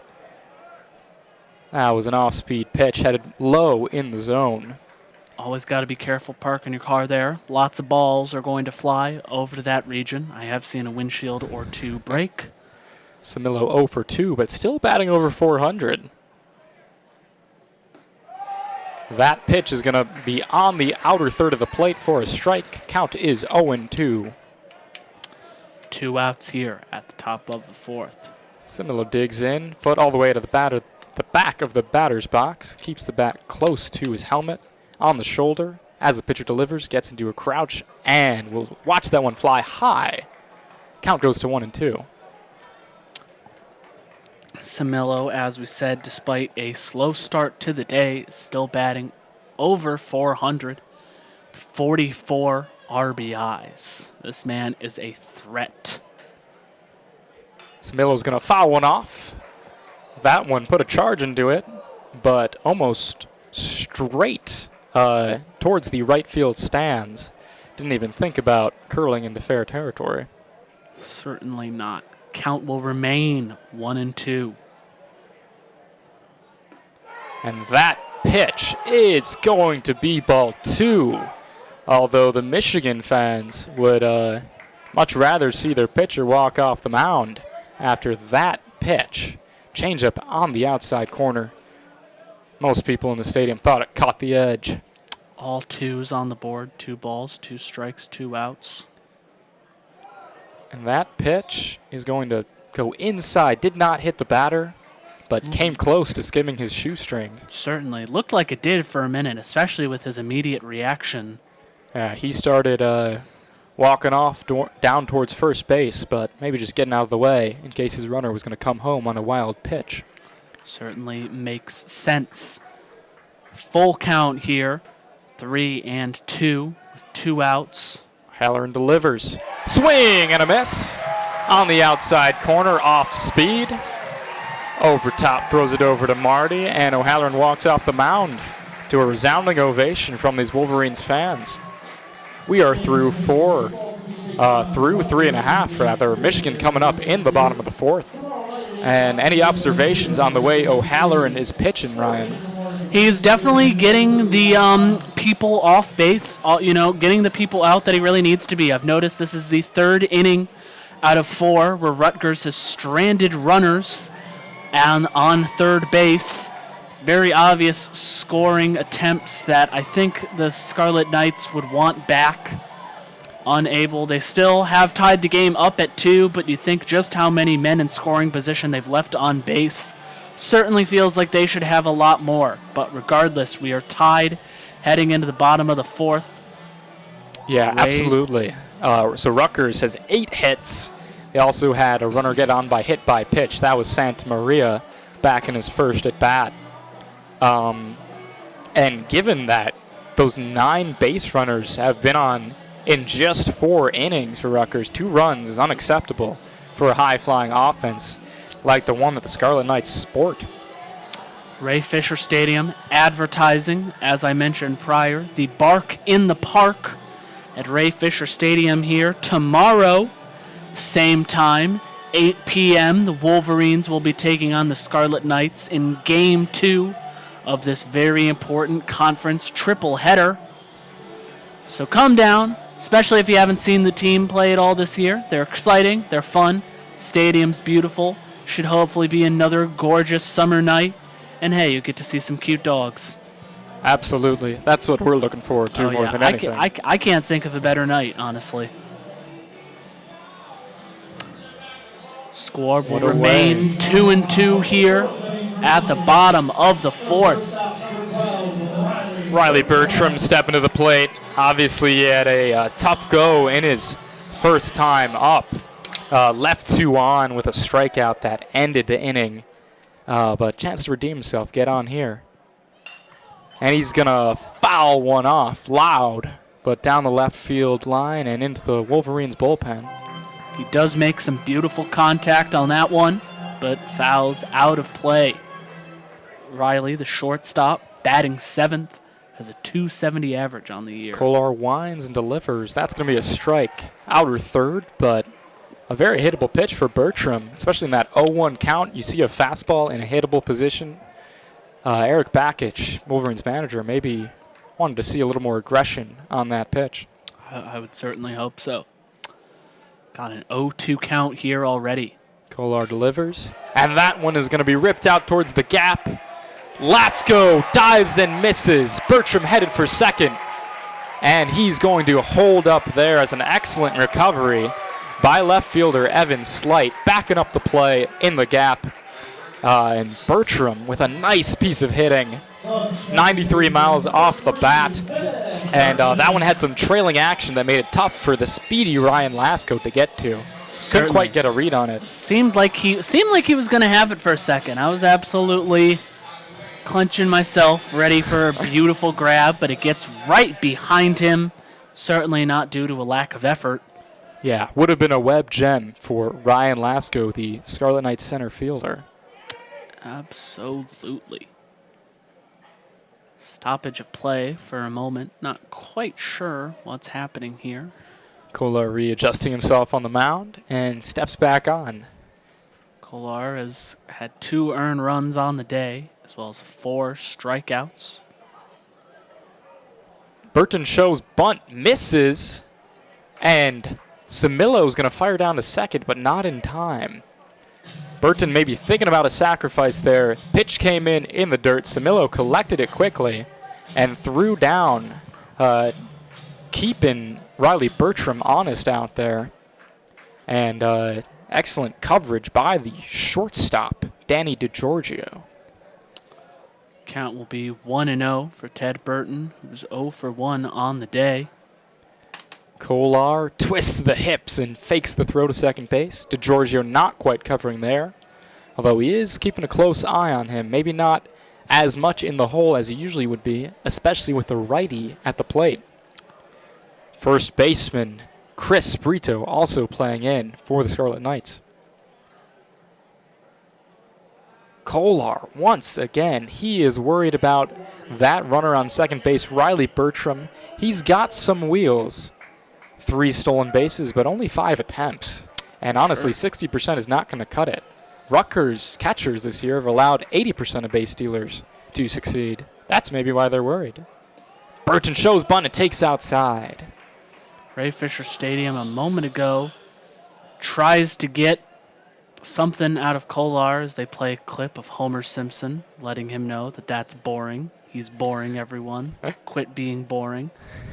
Seems to have gotten to him as he threw that second pitch just a little too outside. He's not keen on allowing Burton to lay down the sac bunt. Kolar delivers. Burton not showing. Ball gets away from the catcher Samillo. And Bertram will advance to third base. In his effort to avoid that sac bunt, Kolar might have imploded. 3 straight pitches outside and hard to handle, even for the veteran catcher. Definitely, you can tell that that runner on second, now on third, was definitely could not get that out of his head. Really does not want to give the Wolverines the lead yet again here at the bottom of the 4th. Burton now facing a 3-0 count. Just was in his head a little too much. Burton taking all the way, and Kolar's going to groove in a fastball, 87 miles an hour, down the pipe. Ted Burton, wise, does not bite on it. You got a 3-0 count. Certainly want to get in base. Especially don't risk an easy out with no outs here. And Kolar gets Burton's swing and outside. A little bit high, a little bit outside, but close enough that Burton thought it was what he was looking for in that 3-1 count. It goes to 3-2. Burton really wanted that one. Put just about everything he had into that swing. Sitting fastball. Yeah. Does not make contact. That one he's going to sit on and drive it foul. Down the third base line. He was ready for that off-speed pitch. That was a curveball coming in at 74. After sitting fastball, last pitch at 89, adjusts to that 15-mile-an-hour change in speed. but the contact was just a little too soft. He was a little out in front. For sure. Full count, 3-2, only one out and a runner on third. Kolar pitches, and it's going to be driven into right center field. It's going to be an easy play for Mike Neister, but the run is going to score for the Wolverines. He did a job. Excellent work from Ted Burton. Got deep enough, and even as Neister squared himself to kick and deliver that ball towards the plate, it was not in time for the speedy Riley Bertram coming in from third. Allows the Wolverines to retake the lead that they had for about half an inning at the bottom of the first and a little bit at the top of the second, but now the Wolverines up 3-2. Marty's going to take high. Count goes to 1-0. The bases are now cleared, and as you said, Ryan, it is 3-2 in favor of the Wolverines. One out here and the bottom of the fourth. Jake Marty 0 for 1 on the day. An excellent pitch from Kolar. Catches the outside corner. Marty watches it. Not much he can do about a curveball like that. For sure. Marty batting 135 on the year, but doesn't feel quite accurate to say. Marty takes a healthy hack at the fastball, but comes up empty. Count goes to 1-2. As I was saying, does not feel fair to say he has a 135 batting average, considering he has the lowest number of at-bats on the team with 36. And he's going to foul it off his foot there, or perhaps off the catcher's mask. Samillo taking a second to readjust himself. 37 at-bats, rather, considering the one at-bat he had earlier in this game. I have the stat sheet in front of me, but due to being a static piece of paper, it does not update in real time. Sometimes we wish it would. Maybe Marty could be hitting 200 by the end of the night. Certainly would hope. Delivers, and Marty's going to pop that one up into center field. Should be an easy play for Lasco. And he makes the catch. That's going to be 2 down. Going to be, as you said, second out of the inning as Clark Elliott steps up to the plate. Top of the lineup for the Wolverines. Hit a solo shot, his 10th home run of the year in the bottom of the first inning. Excuse me. And then walked in the second to get a mini rally going, but did not come around to score. Steps up to the plate. Wolverines up 3-2, bottom of the fourth. Kolar delivers. That pitch is going to slide, but not enough to get over the plate. Count is 1 ball and no strikes. 2 outs here. Kolar from the windup. And an excellent changeup. That ball looked like it was being held back by angels as it slowed down as it traveled through the air. Elliott was out in front and could not make contact. Love that reference to Angels in the Outfield, one of the greatest movies of all time. Elliott drives one deep right field. All they can do is watch. That baseball is gone. Second home run of the day. 2 for 2 on the day. And those 2 hits are 2 homers. And that one was a no-doubter. The earlier one, well up last, had a bit of a launch angle to it. You couldn't tell if it was going to hang up, if it was going to get out at first. Eventually, it made its way all the way behind that scoreboard. That one, a line drive, no-doubter to dead right. I choose to believe that it happened because, as I said, we made a beautiful reference to not only the greatest sports movie of all time, but the greatest movie of all time, Angels in the Outfield. I watched it semi-recently. I can tell you, it holds up. Those are fighting words for maybe some of the older members of the audience, but anyone under 35 would say Angels in the Outfield is a cut above. And that puts the score to 4-2 Wolverines.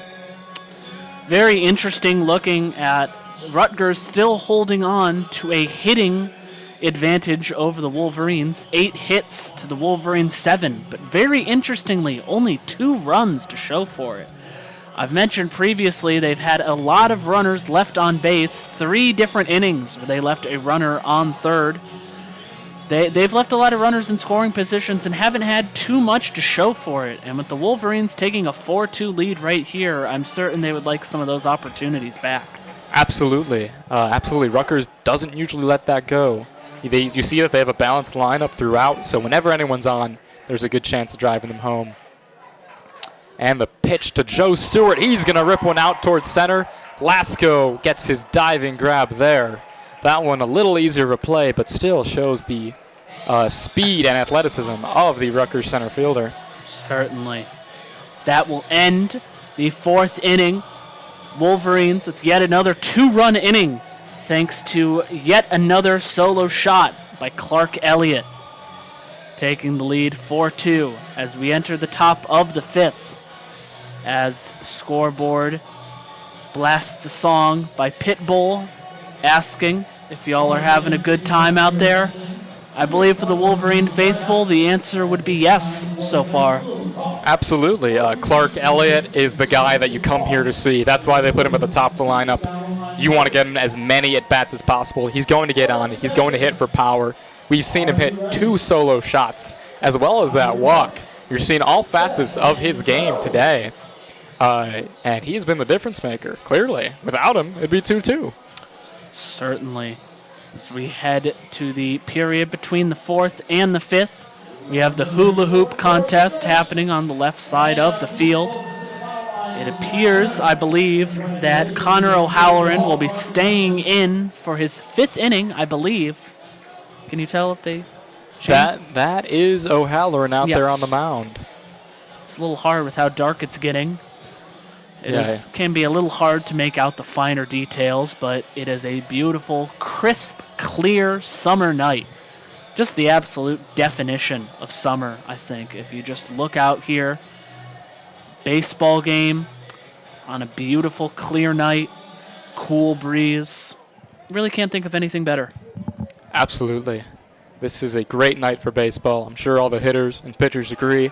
We're in that zone where, as a pitcher, it's not too hot, right? You're not getting tired working out there on the mound. Certainly. And as a hitter, you're not complaining about your hands stinging. This is the perfect zone for a baseball night in May in Ann Arbor. Certainly. Reminds you why you fell in love with the game in the first place. I have a quick scoring update. I apologize. It keeps looking like I'm looking at you, but I'm paying attention to the Eastern Conference Finals. The Boston Celtics absolutely laying the smackdown on the Miami Heat, 54-33 in the second. On their home court, no less.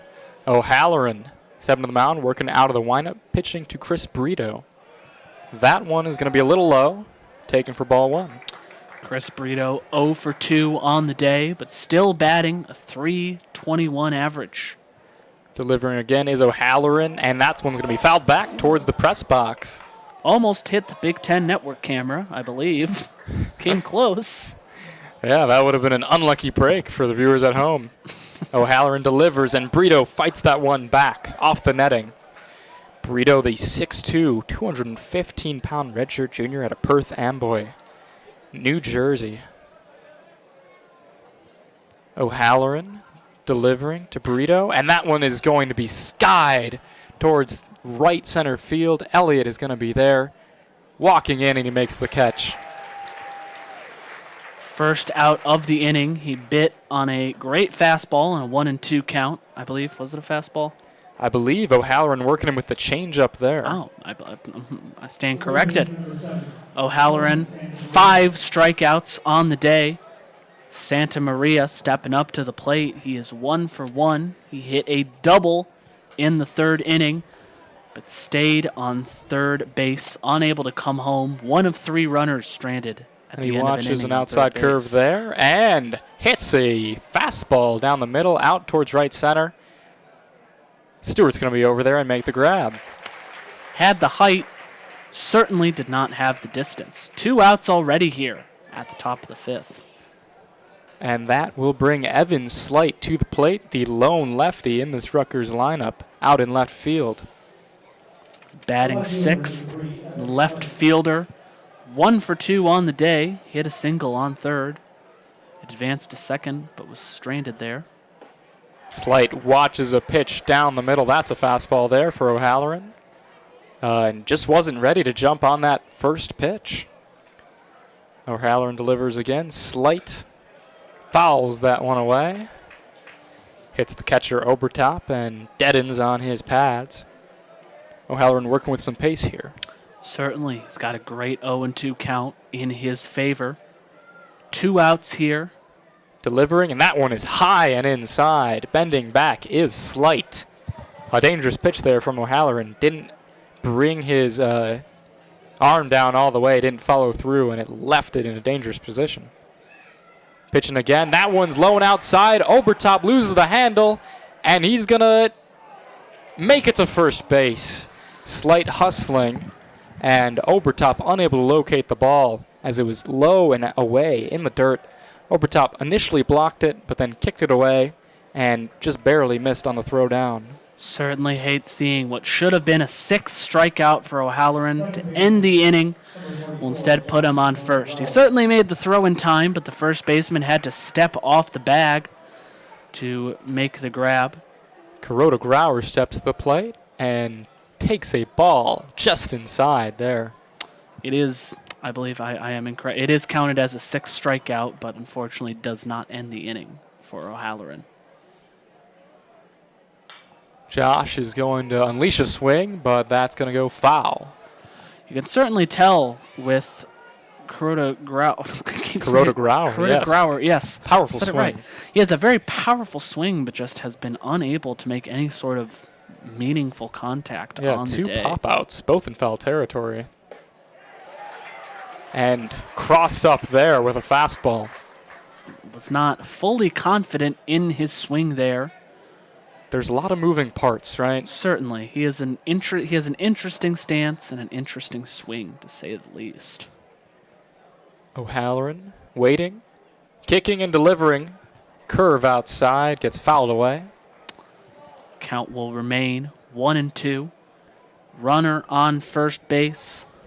2 outs. Top of the 5th. You wonder if at some point Rutgers hitting coaches will work with Kuroda Grauer on simplifying his mechanics. But for now, O'Halloran will work with what he has, an unbalanced hitter. That one high and away.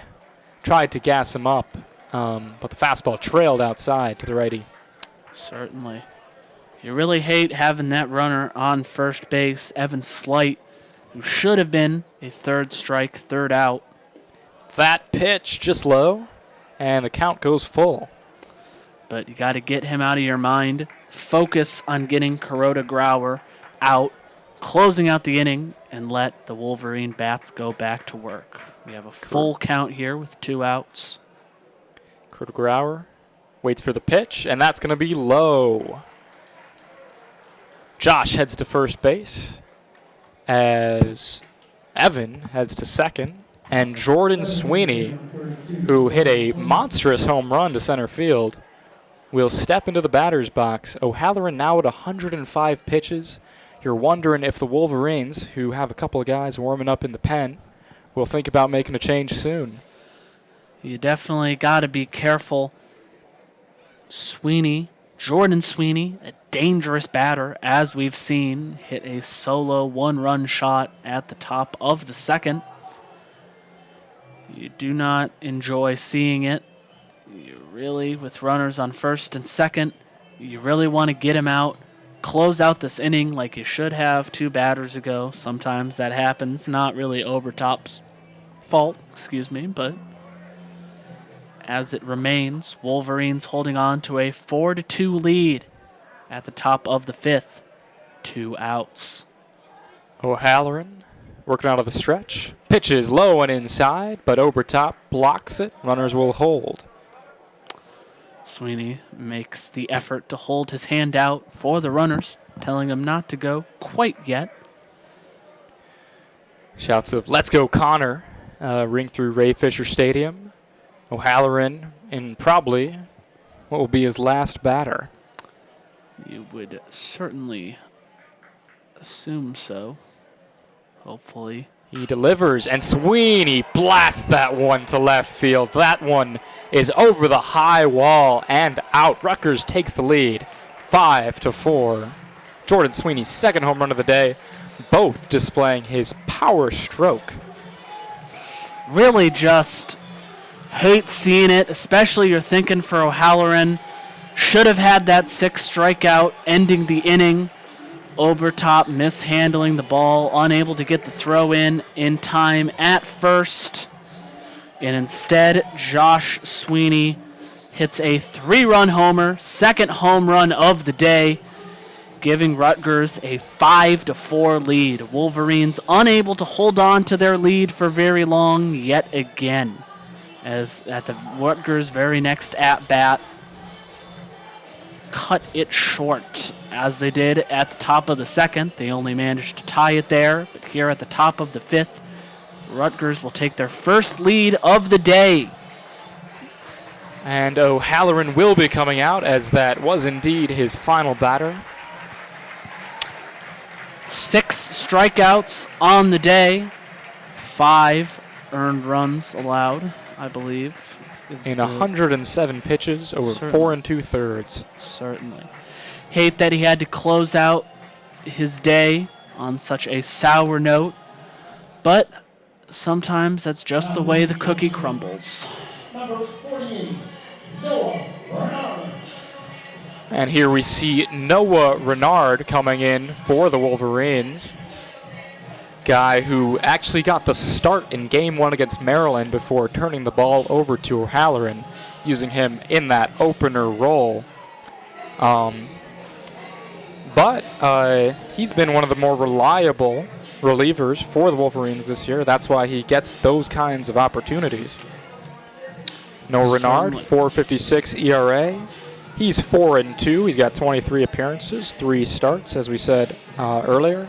49 innings for him and 58 strikeouts. That's the kind of stuff that Renard brings to the table. Certainly. Playing the Kanye West T-Pain Classic, Good Life. Hoping that will be the case for Noah Renard as he comes up to the plate. I just like mentioning the songs, you know. I like painting a bit of a clear picture. I just think it's fun. They play some banging tunes here at Ray Fisher. If you want to hear them, come out to a game. Still got 2 more opportunities, including the Bark in the Park tomorrow night at 8 p.m. Wolverines in the 2nd of their 3-game triple-header, last series of the year against Rutgers. Come out and see him tomorrow. Come out and see him on Saturday. Those are going to be your last 2 chances before we see the Wolverines go into Big Ten conference play in Omaha. Conference tournament play, I should say. Conference tournament. I believe we are having a pinch hitter come in for Rutgers, number 22. Richie Sheekoffer. Yes. Batting .318 on the year. He has 3 home runs and 35 RBI. Renard's first pitch will be a little too low into the dirt, making the count 1-0. 2 outs here, top of the 5th. Renard winds and delivers that pitch just a bit low and inside. Looked good from Renard, off speed there. 2-0 count against the pitch hitter. Sheekoffer watches that one go outside and is now 3-0. Richie Sheekoffer has been sort of an everyday outfielder. He's got 38 starts on the year. And he's slugging .439, so not bad at all. That one will find the zone, a fastball, upper third of the strike zone. And Sheekoffer steps back in. 3-1 count. Once again, placing it just above the belt and getting that strike call. Count goes full. Wolverines trying to get out of this inning where Rutgers has taken the lead. And a swing and a miss. Sheekoffer goes down on strikes. That changeup falls off the table. Excellent work from Noah Renard, and we're headed to the bottom of the 5th. Rutgers will take their first lead of the day, 5-4, after a 3-run shot from Jordan Sweeney, his 2nd home run of the day. Wolverines will come up to the plate here at the bottom of the 5th. hopefully attempting to reclaim that lead. So let's talk about a managerial decision that we saw in that last inning. We were discussing O'Halloran's pitch count. We were saying, he's getting a little tired out there, pitching on a little bit shorter time frame than he usually does. One day isn't going to make or break him. But obviously, he was gassed at the end of that start. Absolutely. What do you think about the decision to let him face Jordan Sweeney? Definitely can't say I 100% agree with it. I get the idea. You really want him to finish it out. He should have finished it out. I keep saying it not to place the blame on Obertop, but really should have been the end of the inning there, but he lost control of the ball and could not make the throw to first in time. Certainly you don't want to switch pitchers a little too early. You want to have confidence in him that he can still close things out, but he was very obviously, clearly, and evidently gassed. That home run had distance and more and went way up and over the brick wall in left field. Yeah, especially facing Jordan Sweeney, who, lit him up earlier, clearly had been seeing the ball well out of his hand. But on the other hand, O'Halloran's your number one starter for a reason, right? He has thrived in those high-pressure situations, and you'd hope that, as the PA announcer suggested, he would shake off that defensive miscue from Obertop.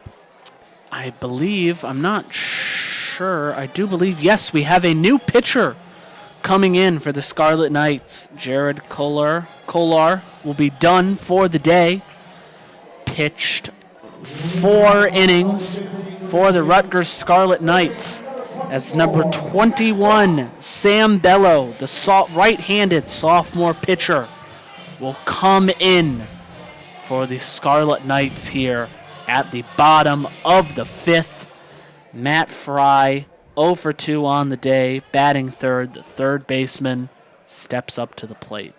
Bello working out of the windup, quick delivery, and he grooves in a fastball at nearly 91 miles an hour. A little jump on that pitch. Matt clearly wanting to get a feel for this man's windup, and it is a fast one. Outside corner, but not called a strike by the home plate umpire, Perry Costello. Count goes to 1-1. Bello, the redshirt sophomore from West Nyack, New York, transferred in from Maryland. Fry fouls that one back. Healthy swing at another fastball.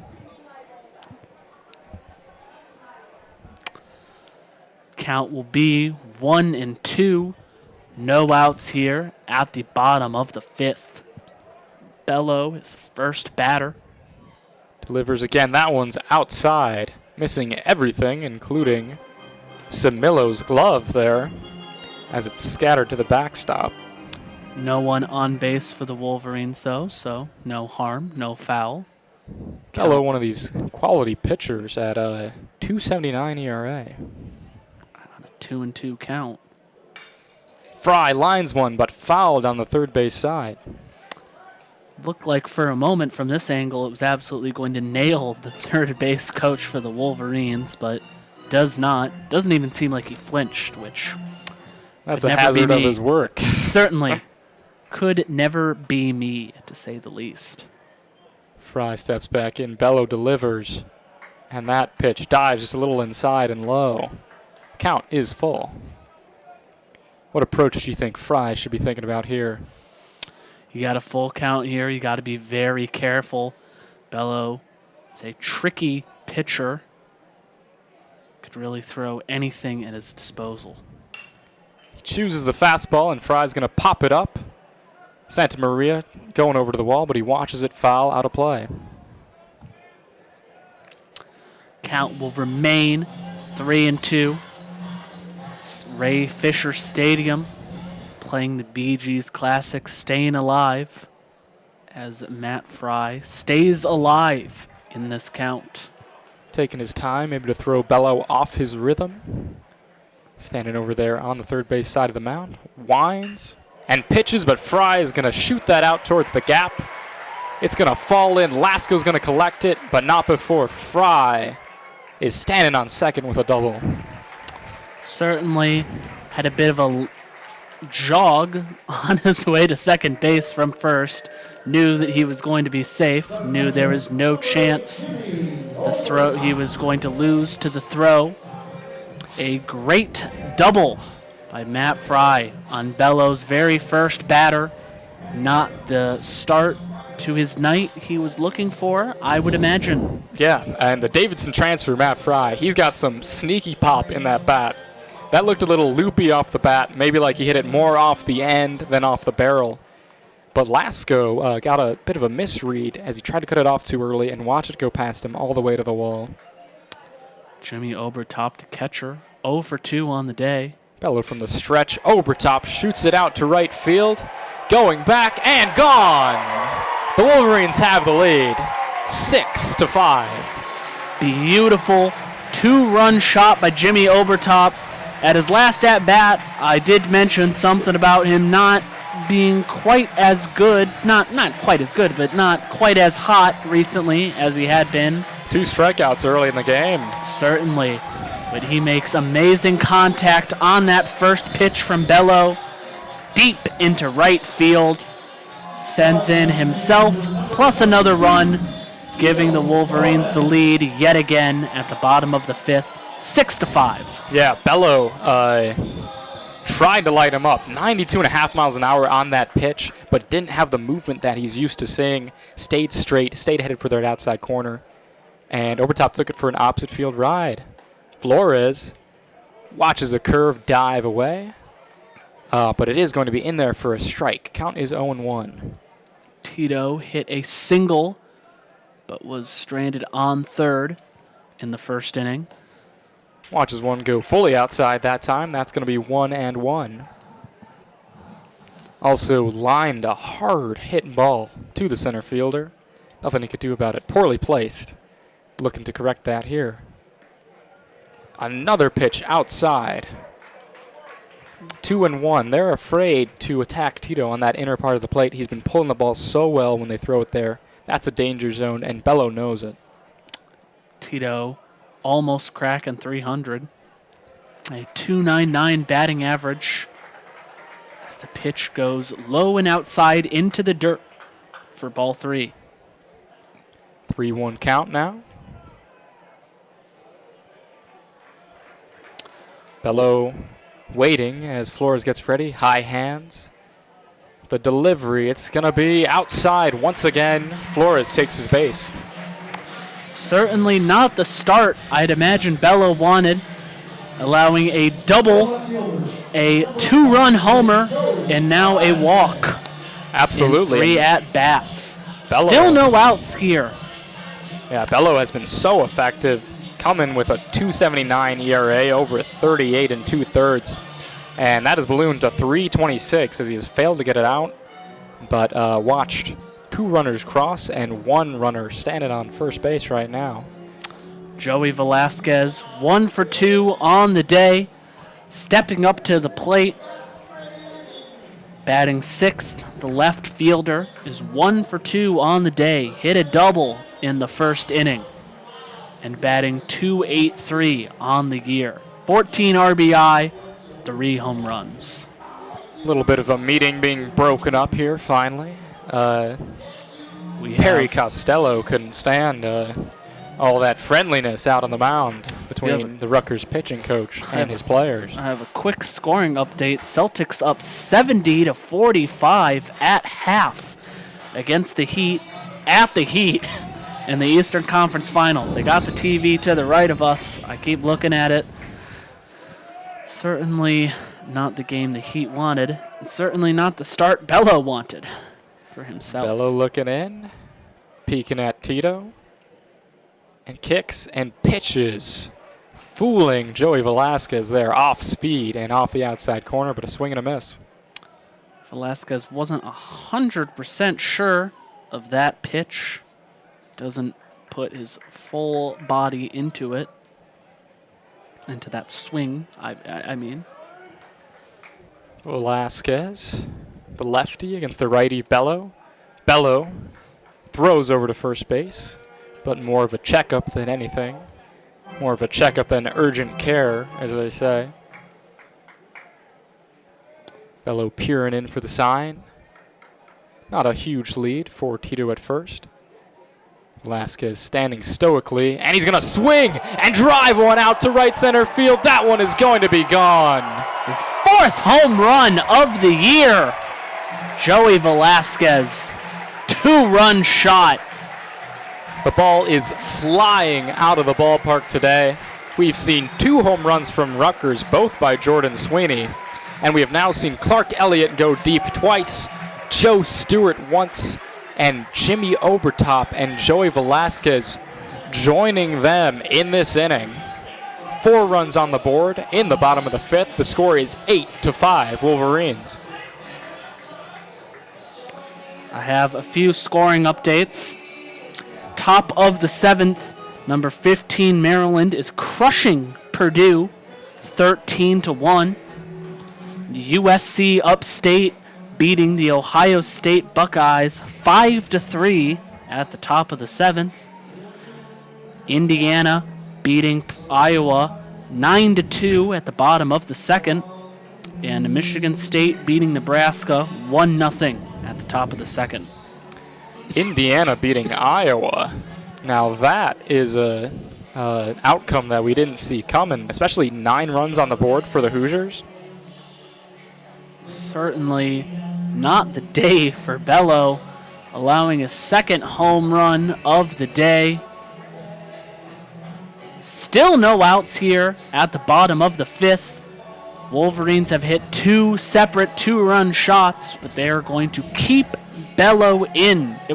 No, they are not, actually. I apologize. New pitcher. Certainly an interesting windup.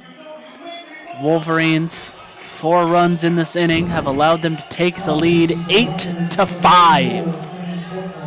A big game for both teams. Massive Big Ten tournament implications. Wolverines off to a great start in this series, to say the least. But Rutgers will try to stop the bleeding with Sam Portnoy, the freshman right-hander, 6'2", out of Voorhees, New Jersey. Very Jersey-heavy roster for this Rutgers team. Homegrown, but they're making it work, obviously. 40 wins on the year. Certainly. Sam Portnoy is a freshman, right-handed pitcher. Already looking at him practice, you can see a windup that might throw a few batters for a loop just for a moment. Starts off all the way on the first base side of a mound as a right-hander.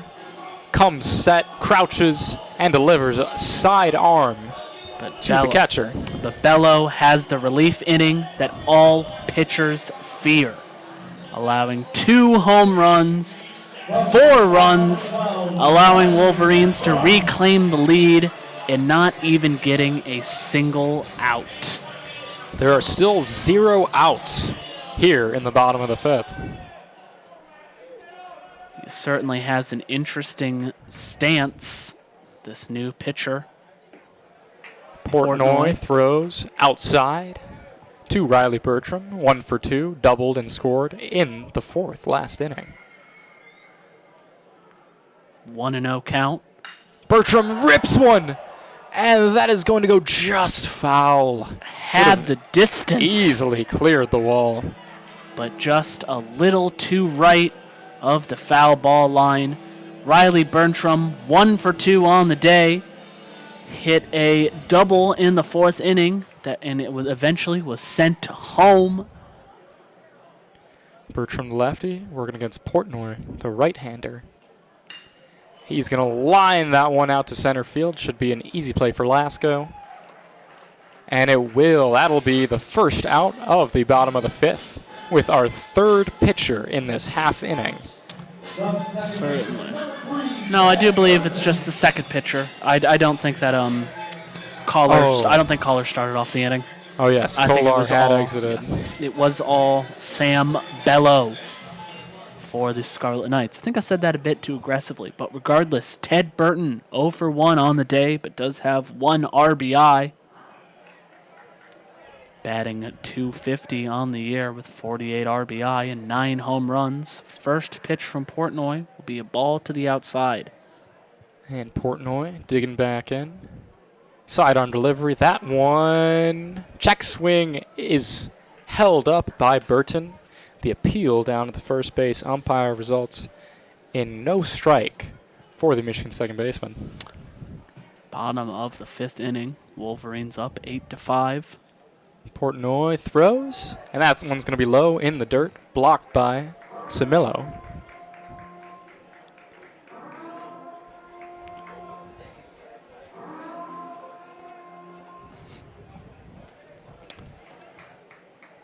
Taking a look at the comments, like to send a big thank you to Dependent Fanatic, cheering on the Wolverines.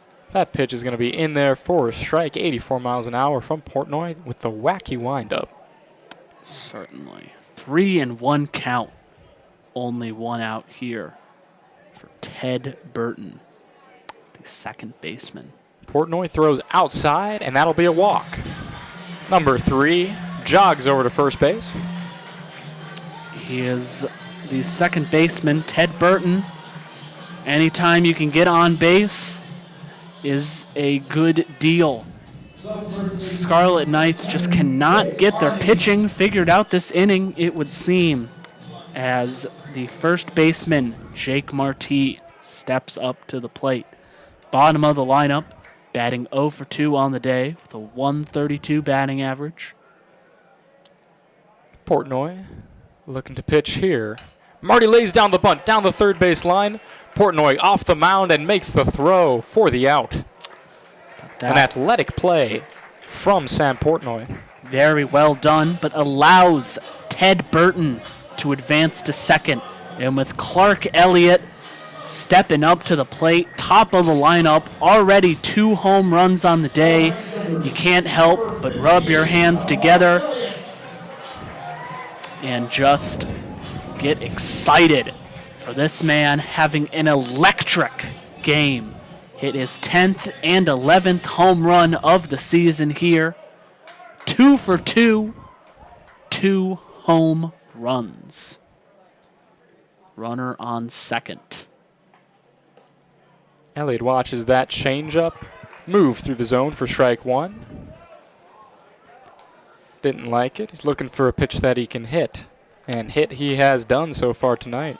Certainly would agree. He has a runner in scoring position on second. 2 outs here at the bottom of the 5th. That pitch is going to be low as Elliott spits on it. Certainly so. Clark Elliott batting .352 on the year. And those 54 RBIs out of the leadoff spot, just evidence of his all-around ability. Holds up on that one, inside and called for a strike.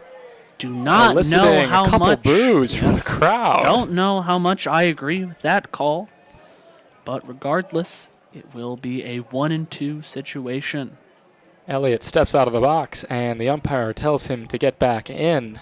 Maybe some tension between the Wolverines and the umpire Costello. Elliott is going to sky one out towards the bullpen. It's going to go foul easily. Clark puts his everything into that one.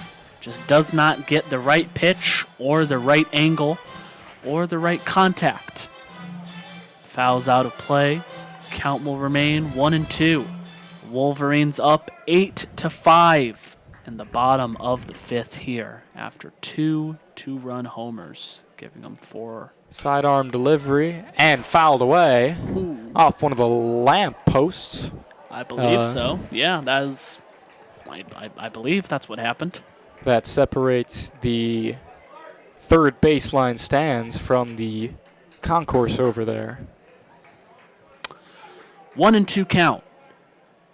2 outs in the inning. Wolverines already with 4 runs. Outside there.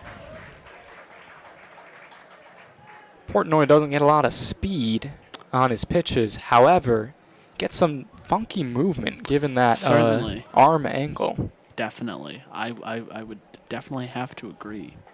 And the results have been promising for him. 2.04 ERA on the year. Elliott whiffs on a nasty changeup. That one deadened in midair. You've seen him whiff on a couple of those. That's the only pitch that he's had trouble with. His recognition is trending upward, but he has struggled with that. If there's one blemish on his all-star resume. But a 4-run bottom of the 5th. Very promising, especially after that 3-run shot the Scarlet Knights had at the top of the 5th. Really had you concerned going into the later innings of the game, but the Wolverines respond back in kind and more in that inning. Yeah, absolutely. I'm pretty sure we said that at the same time. Absolutely we did. But yeah, a lot of solid contact. Fry had that double where, if you remember, Lasko took a bad angle, misjudging the power on that ball. Obertop then absolutely blasted one to right. Flores walked and Velasquez followed that up with a homer of his own. Bello didn't record an out. Portnoy came in and let Burton on. Marty bunted him over, but Elliott was not able to do anything. That's the recap of the 5th inning that put the Wolverines up 8-5.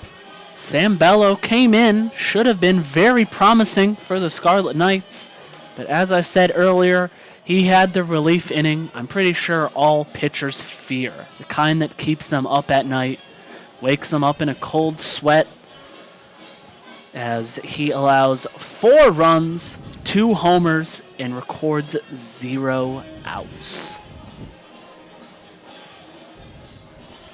I have the classic Yakety Sax playing here at Ray Fisher Stadium.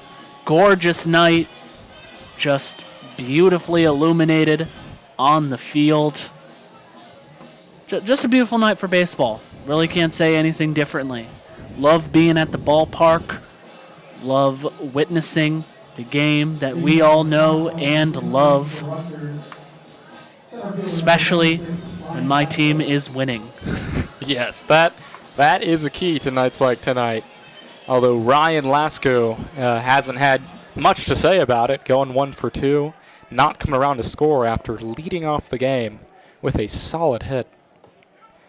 Watches that one inside from Noah Renard, who comes back out for another inning of work after finishing off the last one. Lasko swings, drives one into the left center gap. That one's going to head to the wall. Lasko rounds first, heads for second. A little trouble fielding the ball out there from the Wolverines outfielders. Stewart and Velasquez had converged on the ball. Not quite sure of, thankfully, all the difference it made. He was rounding second by the time the ball was being fumbled and stayed on second. No harm, no foul. Elliott, yes, certainly it would seem. Although Lasko, he's one of those guys who can hit it to left center and threatens for a triple. DeGiorgio steps up to the plate. This man is a threat, to say the least. DeGiorgio bunts through that first pitch there, off speed, and he was looking to run out of the box. The righty headed down towards first base. DeGiorgio's 2 for 3 on the day, 1 RBI, and batting .386 on the season. That one in there for a strike. DeGiorgio not ready for that curve. Fallen into the basket. Started off on the inner third and made its way towards the bottom of the zone. Count will be 0-2, no outs. Ryan Lasko on second base for Rutgers. That one well inside, and the count goes to 1-2. Had to reposition himself for a moment to avoid it hitting him in the legs, or at least that's what it looked like from up here. Yeah, I'd love to see Renard brush him off a little bit there and maybe attack that outside corner here with DeGiorgio backing off. Pitch, and down the middle, Bertram is going to bobble it, and the throw is not in time for the speedy Danny DeGiorgio. That one was a tough one to read, especially with Lasko jumping over the ball as it headed towards the shortstop hole. Going to be registered as an error. First error of the game for either team recorded today. Lasko had a nice little hop over it, maybe caused the shortstop to not quite, his eyes maybe were taken away from the ball for a moment as he bobbles it and was unable to make the throw at first. Definitely a distraction. That one hit right at Lasko as he was exiting his secondary lead, and he had to leap over it. As an athlete, he's jumping in that running motion. The legs, the arms are moving. And Bertram couldn't keep his eye on the ball as it chopped towards him. And DeGiorgio simply is too fast to allow for any kind of delay in the delivery of the ball to Jake Marty over at first. Runners on the corners here, top of the 6th. Game's really starting to heat up, it would seem, after somewhat of a slow start. Only 2-2 apiece all the way up until the bottom of the 4th. And since then, 9 runs have been scored, combined by both teams. As number 23, Nick Samillo, steps to the plate. This is a guy who was 0 for 3, and that's simply unheard of for him this year. Average dropping to just .399, but this guy's got 15 home runs. He is a difference maker out there. 71 hits, and with runners at the corners and no outs, he's looking to do some damage. Renard, beautiful pitch, off speed, on the inside corner. Count is 0-1. Short leads by the runners at first and third. Renard peering for the sign. Still no outs. That ball spiked into the dirt, but blocked by Obertop. Keeps it out in front. Count will be 1-1. Very precarious situation for Renard. 1 strikeout on the day so far as he relieved Connor O'Halloran. Renard pitches, and it's going to be popped back over the netting, over the press box, and out of the stadium. Looked like for a moment that a fan maybe could have gone home with a new ball, but does not seem to be the case. Count will go to 1-2. Samillo, the batting third. The catcher is 0 for 3 on the day, but is still batting, I believe, .399, if I could make out the scoreboard correctly. Yes. Samillo with the top OPS in the Big Ten, despite his struggles, and still sitting at 2nd in batting average. As a catcher, providing a lot of value behind the plate. This is unheard of. Samillo whiffs. Excellent pitch, and that's going to be the first out. Ball going to the outside corner, maybe a little more mustard on it than some of his past breaking balls. And the timing was certainly thrown off. Certainly, that is Renard's 2nd strikeout of the day, getting him the first out of the inning. Runners remaining on the corners, but Chris Brito, first baseman, steps up to the plate, is also batting 0 for 3. Brito takes one on the inside corner for a strike.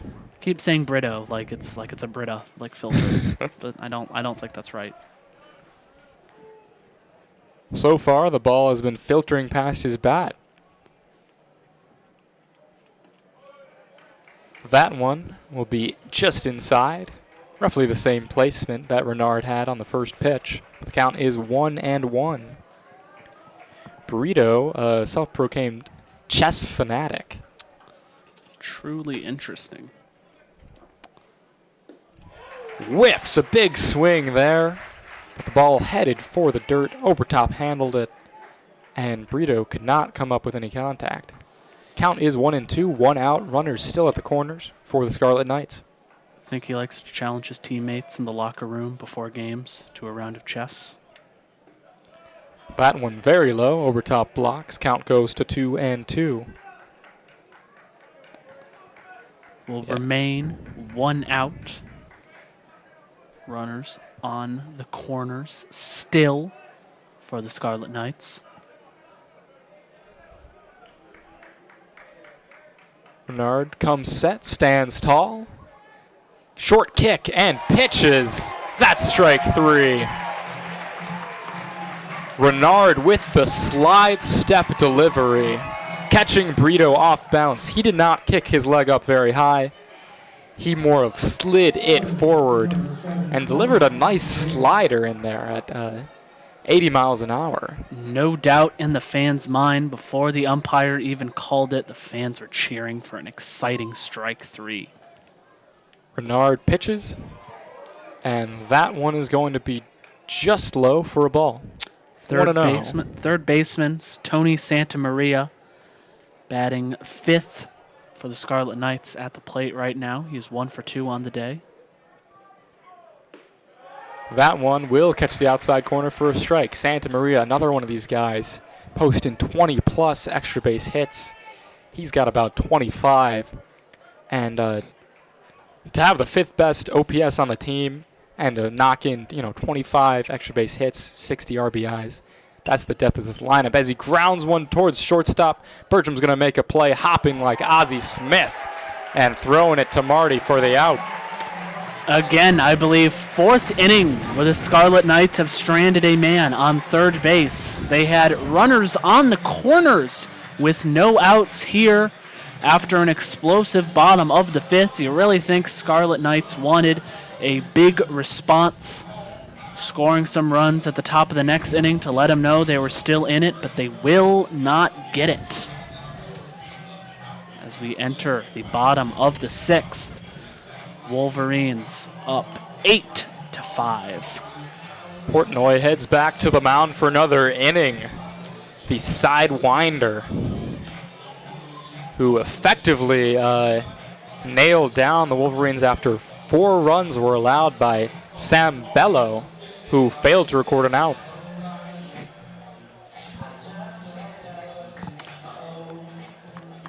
Both teams 10 hits on the day, but Wolverines with the only stat at the end of the day that really matters, and that is the runs. Up 8-5 here as we enter the bottom of the 6th. Wolverines in a scary situation last inning. I just love the saying, I say it all the time, I love whenever I get to say it, runners on the corners on first and third base. Rutgers had him with no outs at the top of the 6th here, but Renard brilliantly, I think, strikes out 3 in a row. Struck out 2, and then third batter had a ground ball to the shortstop, who made a beautiful grab and throw to the first baseman for the 3rd out of the inning. That was what happened.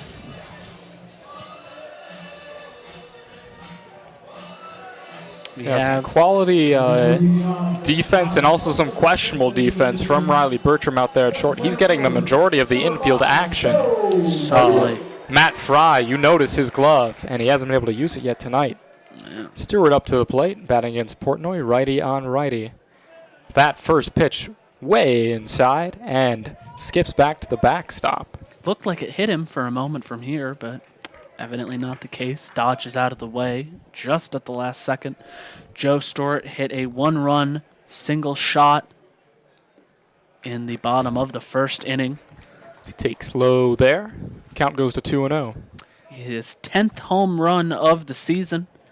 It's 2 for 3 on the day. After him and Clark Elliott hit the first one, he hit the second one in that exciting first inning. That pitch finds the outside corner. It's 2-1, as you were saying. The back-to-back homers set the tone for the Wolverines. Bats are finding balls all over the lineup today. Stewart takes inside. It is 3-1. Looking to get on base for the 3rd time. No one on, no one out here at the bottom of the 6th. Joe Stewart, the center fielder, batting 2nd in the lineup. Portnoy walks him on 5 pitches, many of them going inside there. Perhaps being a little careful with a 2 for 3 hitter and 340 on the year.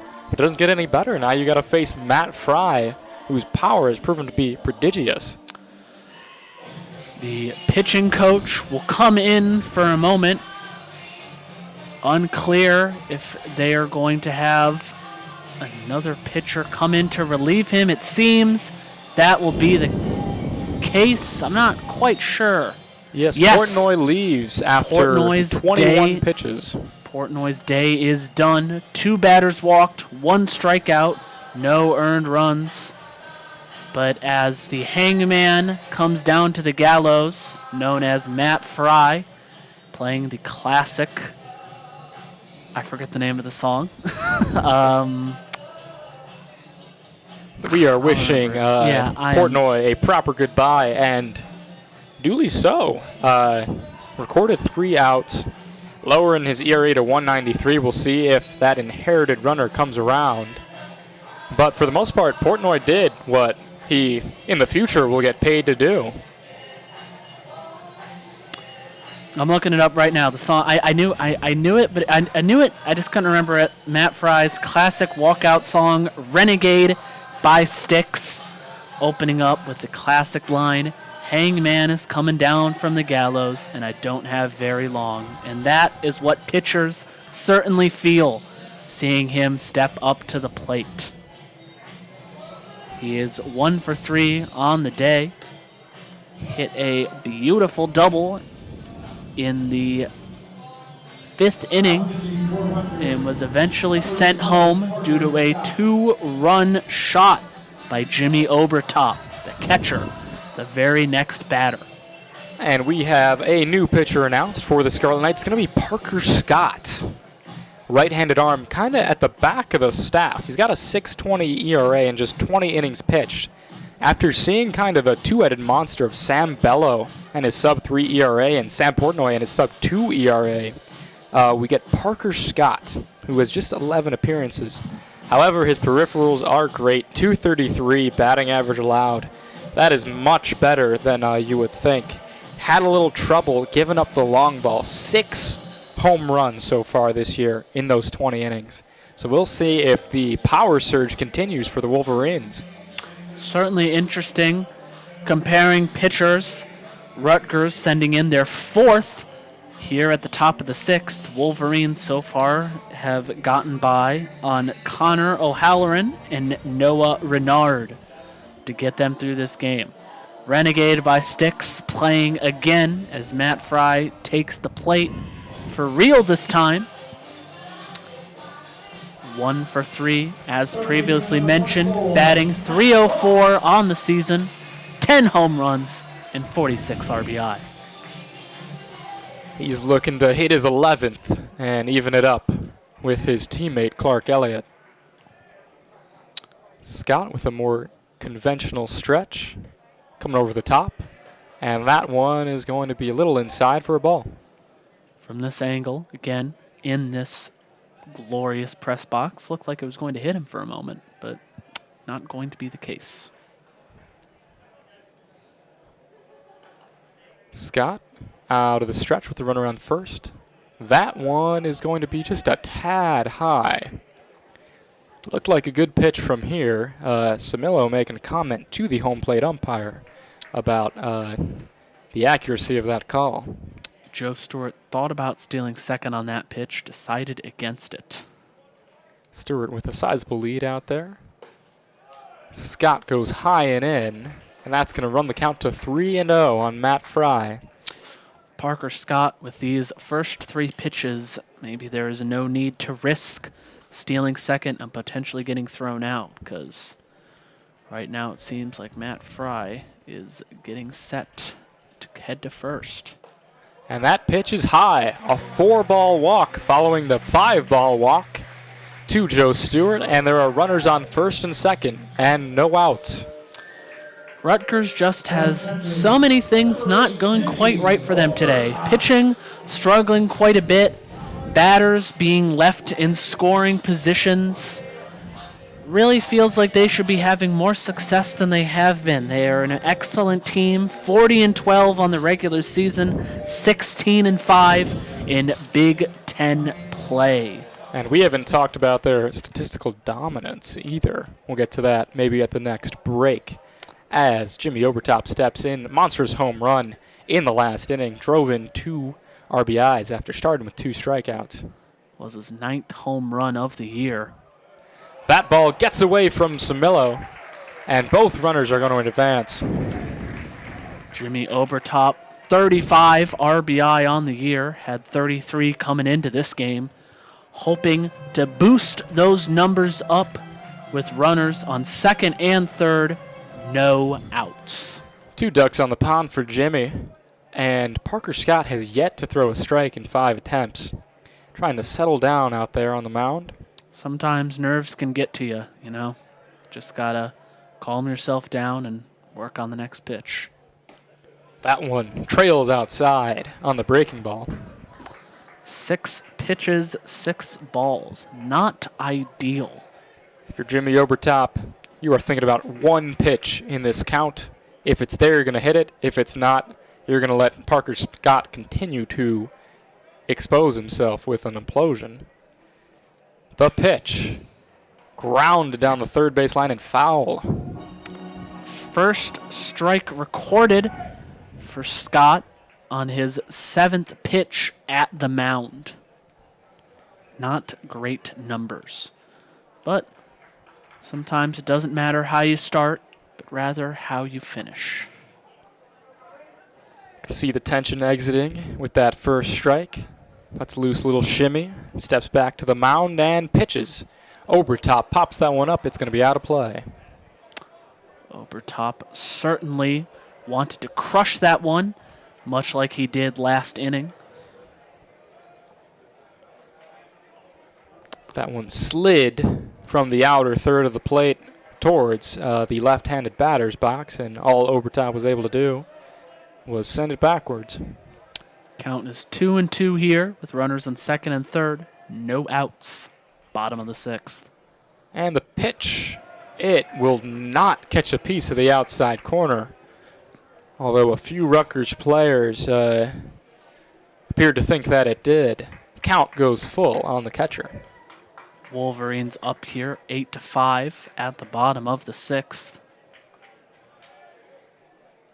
Jimmy certainly hoping to extend that lead. The payoff pitch is outside, and Obertop takes his base.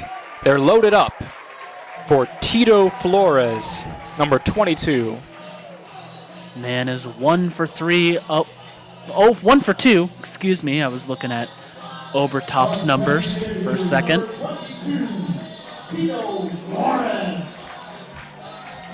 Was walked in the 5th inning and was eventually sent home by a Joey Velasquez homer in the 5th inning.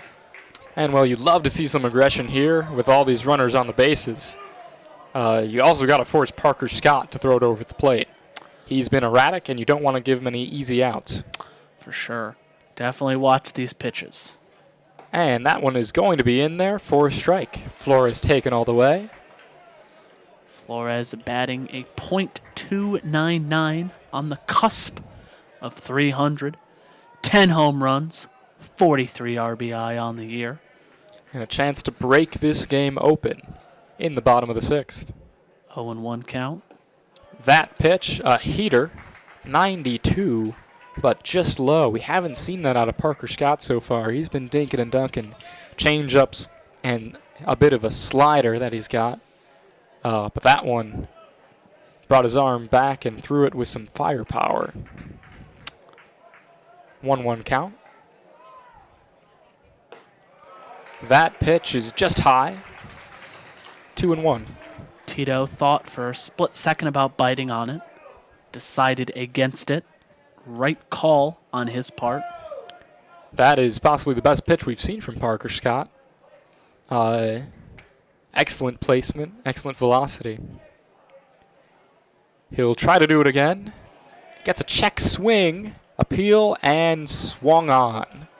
First base umpire going to say he just went a little That's too much. David Condon out at first base. Out in his little cone zone. 2-2 for Tito. Swing and a miss. Strike 3. That's going to be out number 1. Joey Velasquez, as he steps up to the plate with Eminem's Lose Yourself blasting over the speakers, He is 2 for 3 on the day, including a 2-run homer in the 5th inning, his 4th of the year. He's batting .296 with bases loaded and 1 out. Samillo decides to head out to his pitcher and give him a little notice that indeed Velasquez can kill this baseball, and they are trying to avoid that. Yes. Might be discussing a little bit of strategy here. Obviously, you've got the force at every base. Velasquez by no means a ground ball hitter, but if you're Parker Scott and you can throw it low, bait him into chopping one towards the middle infielder, you could roll it up. Certainly. You would hope Joey Velasquez, 2 RBIs on the day, 16 RBIs on the season. Got to imagine in his head, he wants those numbers a bit higher. He wants to bump those up on Parker Scott, the junior, who has managed to strike out the last batter, but was a bit slow to start. That one, an excellent curveball, starting out over the right-hander's batter's box and catching a piece of the edge. Joey Velasquez can't do anything about that. The count is 0-1. 1 out here at the bottom of the 6th. Bases loaded for the Wolverines. Scott delivers, and it's going to be chopped towards the first baseman. Throws home, and they'll get the force. No play at first. That is the 2nd out of the inning. Quick decision-making by the first baseman, Brito, and excellent agility from Samillo there behind the plate. Nick Samillo springing to his feet, getting that back foot on the base and surveying the field to make sure no other runners tried anything funky. Joe Stewart was on base for quite a while this inning and unfortunately has nothing to show for it. 2 outs. Riley Bertram, the shortstop, steps up to the plate. He is 1 for 3 on the day. That one way high and outside. Samillo corrals it above his own head, standing up.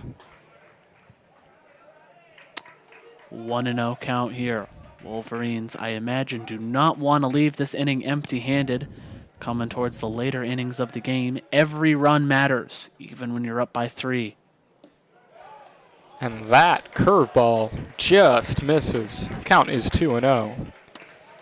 Parker Scott has had some accuracy issues. Yes, as I meant, sorry. Apologize for stepping on your feet there. Wolverines are up by 3, up 8-5 here in the bottom of the 6th. 2-0 count for Riley Bertram. Bertram takes high again, and it is 3-0. Parker Scott cannot afford to walk home this batter, so Riley Bertram will by definition be getting something to hit here. Parker Scott, the mechanical engineering major, trying to wiggle his way out of this one.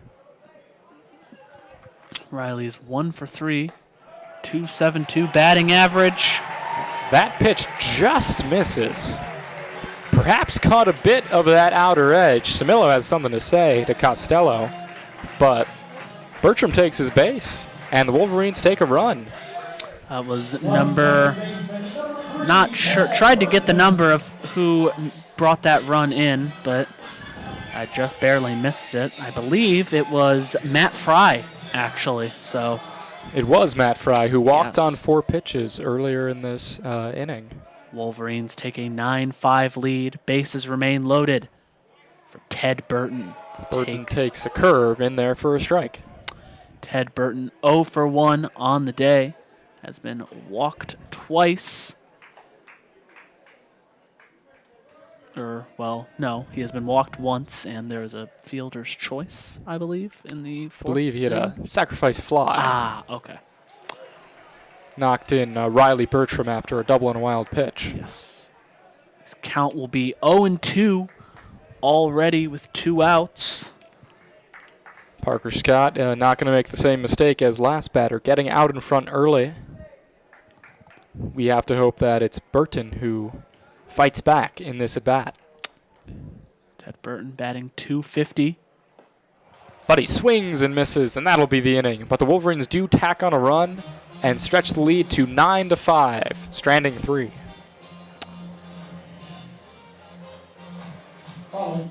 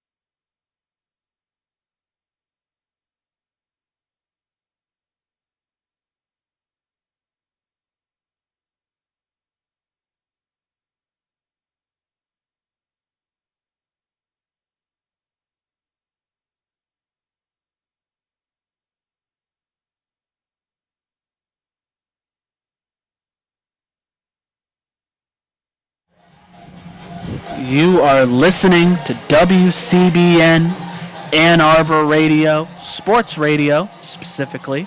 I am Ryan Dolson, still joined here by Coley Hoving. Wolverines up 9-5 as we reach the top of the 7th inning. Wolverines have a new pitcher in.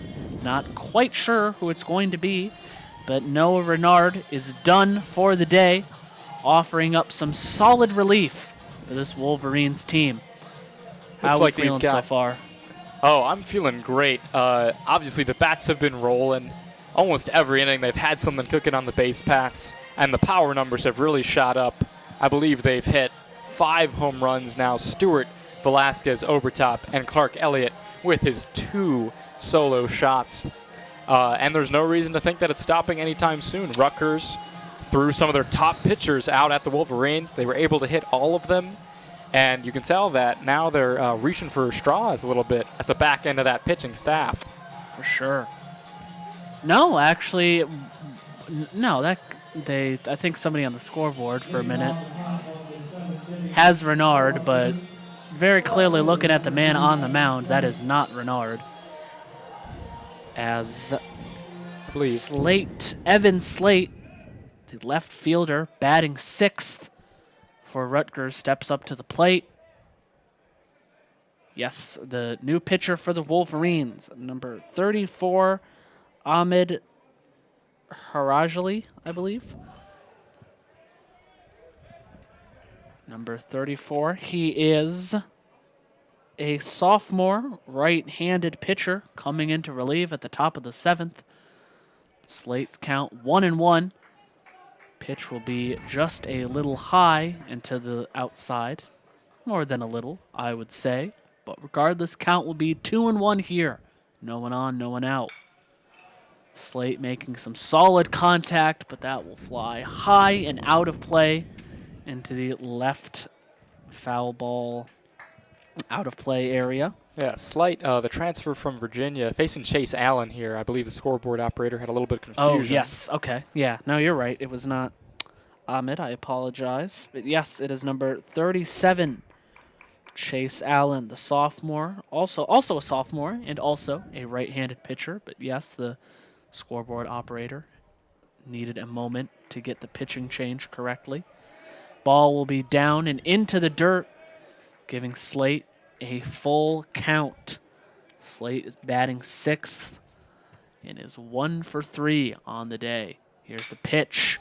Solid contact by Slate. Will go straight to the second baseman, who will get tagged out with the throw at first.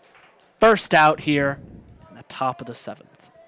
A little bit of confusion there. Marty started heading for that baseball as Allen got off the mound to cover the bag, but Burden ended up corralling it and flipped it to Marty, who was running a little awkwardly, looking over his shoulder. Certainly. We have Josh Kuroda-Grauer coming up to the plate. First pitch, a little high and to the outside over his head as he ducks down. And the second pitch will be just a little too low, it would seem. But strike one right down the middle. I'm not quite sure. I do believe the count is 2-1, but the scoreboard operator is behind. Solid contact as the ball will fly just barely into foul territory, out of play.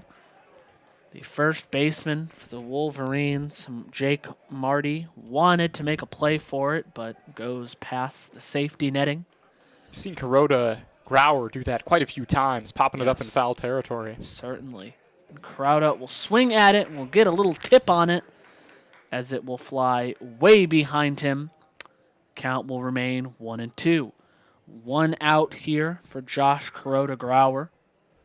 I guess the count is 1-2. I could have sworn it was 2-2, but I believe it is 2-2. it is 2-2, but the scoreboard operator a little behind on that. Here's the pitch. Again, making solid contact, but flying into out of play into the right side parking lot. Count will remain 2-2. 1 out. Here's the pitch. Little too high. Yes, it is indeed a full count now. 3-2-1 situation for Kuroda Grauer. Here's the pitch. Makes contact on it, but it will be a foul ball. Obertop making a great grab for it, but not able ultimately to unimportant. not able to catch that foul tip. Kuroda Grauer's a guy we've been talking about, his mechanics, just getting under a lot of baseballs. As he does again there, popping it up. Obertop is going to run at it, but not have a play. Ooh, that was pretty scary. Just missed the head of an innocent bystander. Yes, but a Michigan Wolverine fan will go home today with a brand new baseball. Count remains 3-2. 1 out here at the top of the 7th. Wolverines up 9-5. Here's the pitch. Makes odd moment there. Made contact on it. Might have even hit him slightly. Not quite sure, but regardless, it will be a foul ball. A weird Out little of check play. swing. Yes, there. certainly. Here's the pitch. Again, yet another foul ball for Kuroda Grauer. Raising, I almost said Josh Allen. I think I made this mistake last time he came in, but no, it is Chase Allen for the Wolverines, raising his pitch count so early already here in the top of the 7th. Here's the pitch. Again, yet another foul ball behind and out of play. Yeah, this is what you'd love to see from a freshman. The mechanics we're talking about, it's not down yet. He's either pounding it into the ground or popping it up. But he's got a lot of fight in him. In years, I feel in the next few years, he is going to be an absolute threat as he launches this ball out of play. Again, another foul ball along the third base line. Close to hitting the brick wall in left field, but it will not. Keeping him at the plate. Count remains 3-2. As we said, though, certainly his mechanics are not fully there, but he has the strength, he has the power. You'd imagine in years coming he will be a real threat for the rest of the Big Ten. As he makes solid contact over to the third baseman, who throws it over to first. Finally, Kuroda Grauer at bat will come to an end as he is tagged out at first. Second out of the inning. That's the type of fundamental defense that we've come to see all year from Matt Fry. Just stayed down on that ball. Had a little bit of backspin to it as he hit it off the bottom part of that bat. But he just stayed with it and delivered a strike to first base. Got to be very careful here with Jordan Sweeney. 2 for 3, has already hit 2 homers on the day, including a 3-run shot at the top of the 5th. But the first strike will swing and miss. Second pitch, just a little too outside, making the count 1-1. No one on base, 2 outs here. Sweeney will make contact, but it will foul behind and out of play, giving him a 1-2 count. Sweeney, 4 RBI on the day, 2 home runs. Here's the 1-2. Way too outside. Sweeney does not even think of swinging at that one. 2-2 count here. 2 outs. Top of the 7th. Here's the pitch. Swing and a miss. Sweeney strikes out. Chase Allen, his first strikeout of the day, closes out the top of the 7th as we get to the 7th inning stretch. Wolverines up 9-5. I'm going to get up a little bit here. We've been sitting here for a while watching Certainly, these yeah. offensive fireworks. Absolutely. I definitely would not mind taking a 7th inning stretch here, too. Yeah, definitely. My back needed that, to say the least. Fans around the ballpark giving their hips a little twist. It's Take Me Out to the Ball Game. Plays over the PA system. Classic. Not really a baseball game. Can you call it a baseball game without it? I certainly would disagree.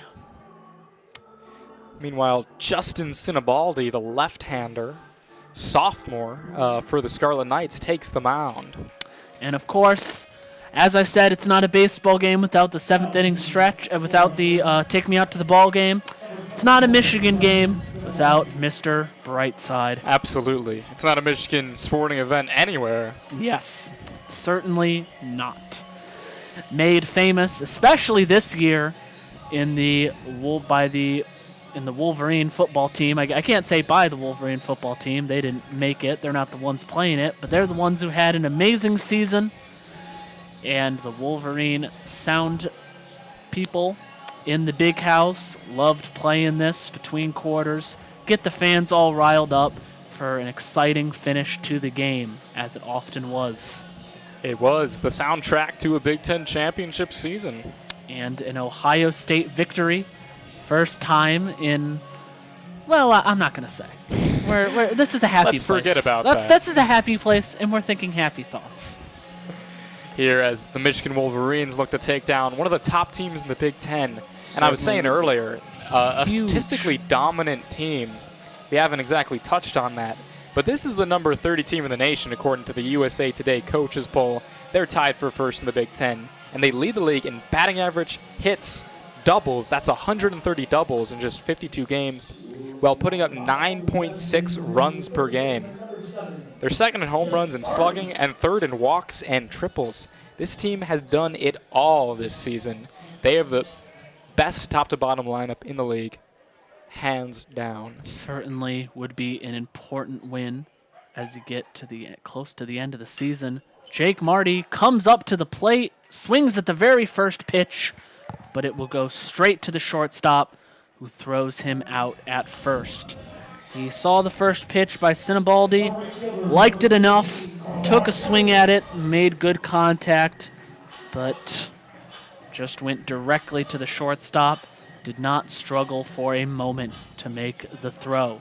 Clark Elliott comes to the top of the lineup, 2 for 3 on the day, 2 home runs already, as he comes up against Justin Sinibaldi, the left-handed sophomore pitcher. 1 out here in the bottom of the 7th. Wolverines up 9-5. Here's the first pitch to Elliott. Just a little too outside. Clark does not like the pitch, and why should he? It was a ball to the outside. A 1-0 count here by Sinibaldi. Here's the pitch. Clark Elliott makes beautiful contact, but it will go into the left side parking lot towards Yost Ice Arena.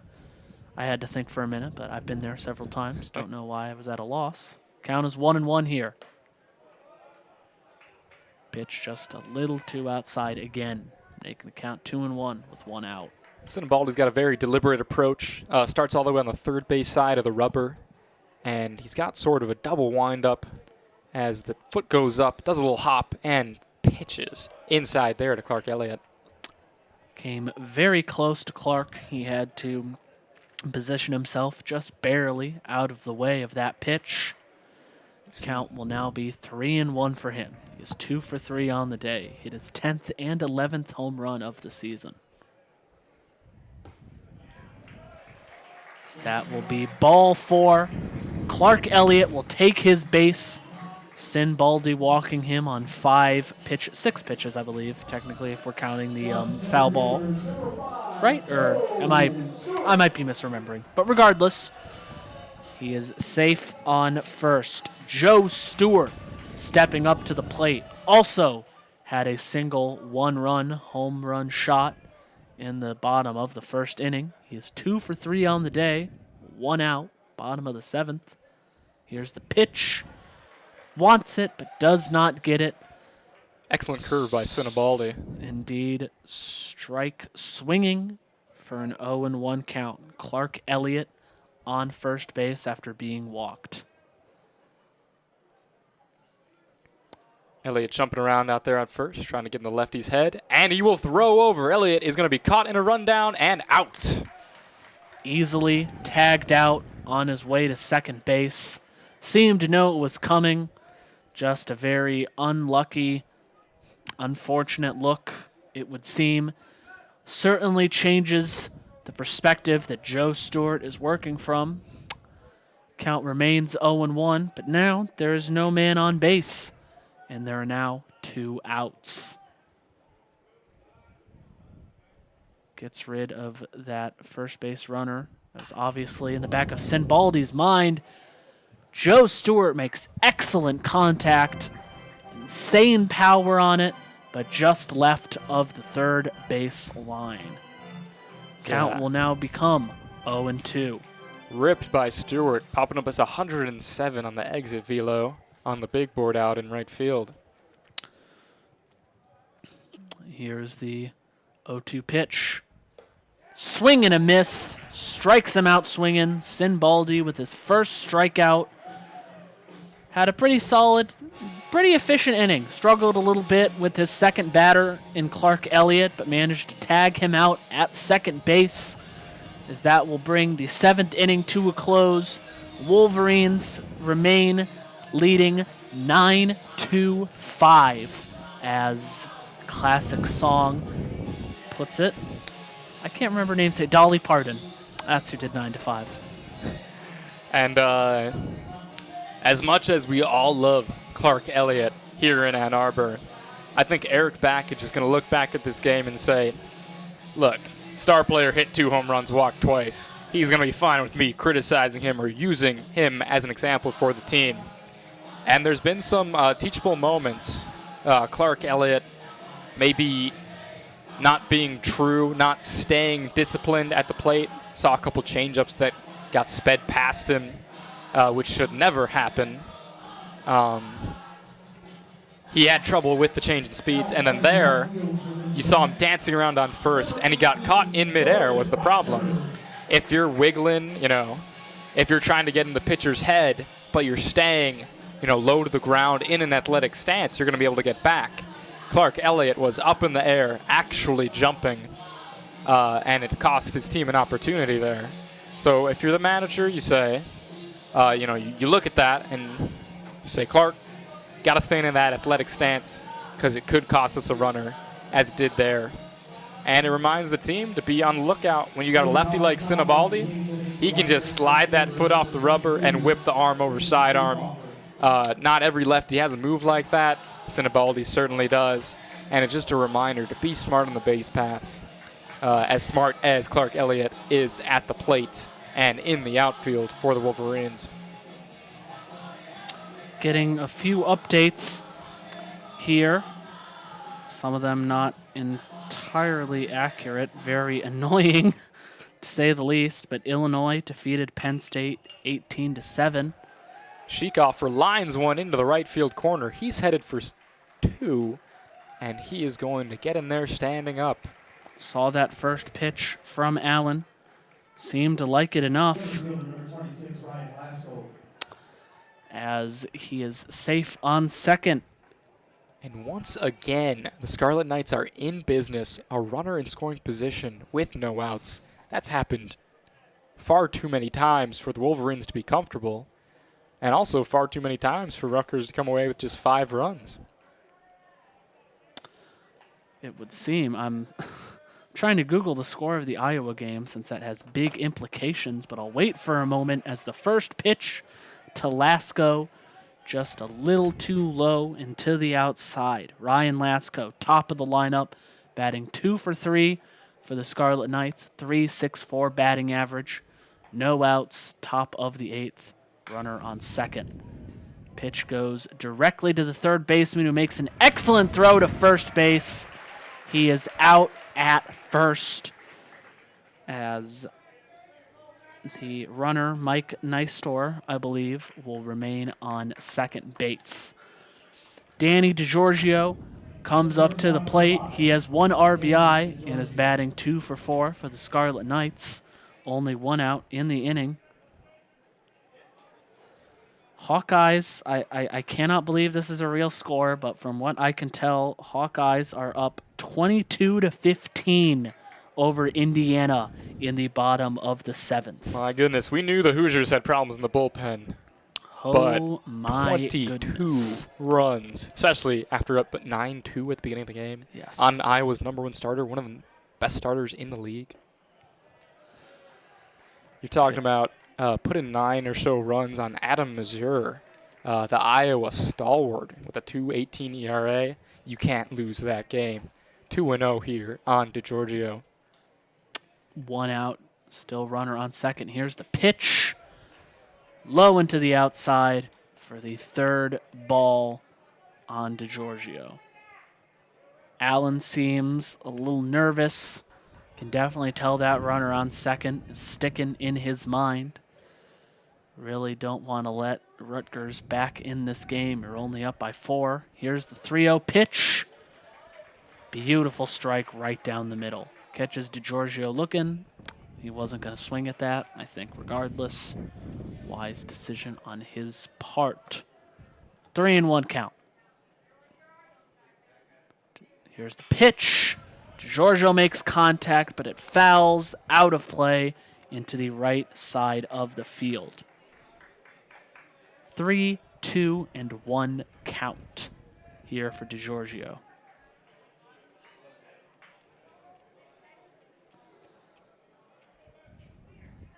Allen gets ready. Here's the pitch. Goes behind him, allows DiGiorgio to advance to first, and allows the runner on second, Mike Neistor, to advance to third. Runners on the corners, a familiar situation for Rutgers today. This has happened several times. Couldn't tell you how many times. But there's only 1 out here at the top of the 8th. Wolverines holding on to a 9-5 lead. Over top with some comments for Chase Allen there. I am being informed that it is actually number 22 on Rutgers, Sheekoffer, who pinch hit previously. He is the man on third and not Mike Neistor. Stoppage in play for a moment. Obertop has the strategy, delivering signs to the infield with 1 out, runners on first and third. Earlier, you saw a planned fake throwdown as he fired the ball in to Connor O'Halloran. Samillo comes up to the plate. He is 0 for 4 on the day. He is batting third. He is the catcher. First pitch goes into the dirt. 1-0 count. Only 1 out. Allen getting ready. Here's the pitch. Just barely inside the strike zone. Camillo. Right in that outside corner. Excellent pitch by Chase Allen.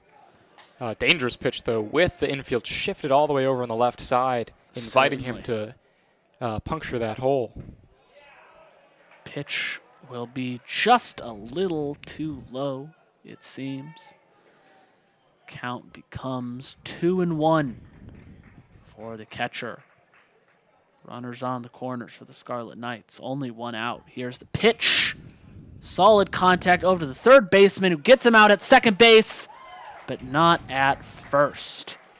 That will send in a run.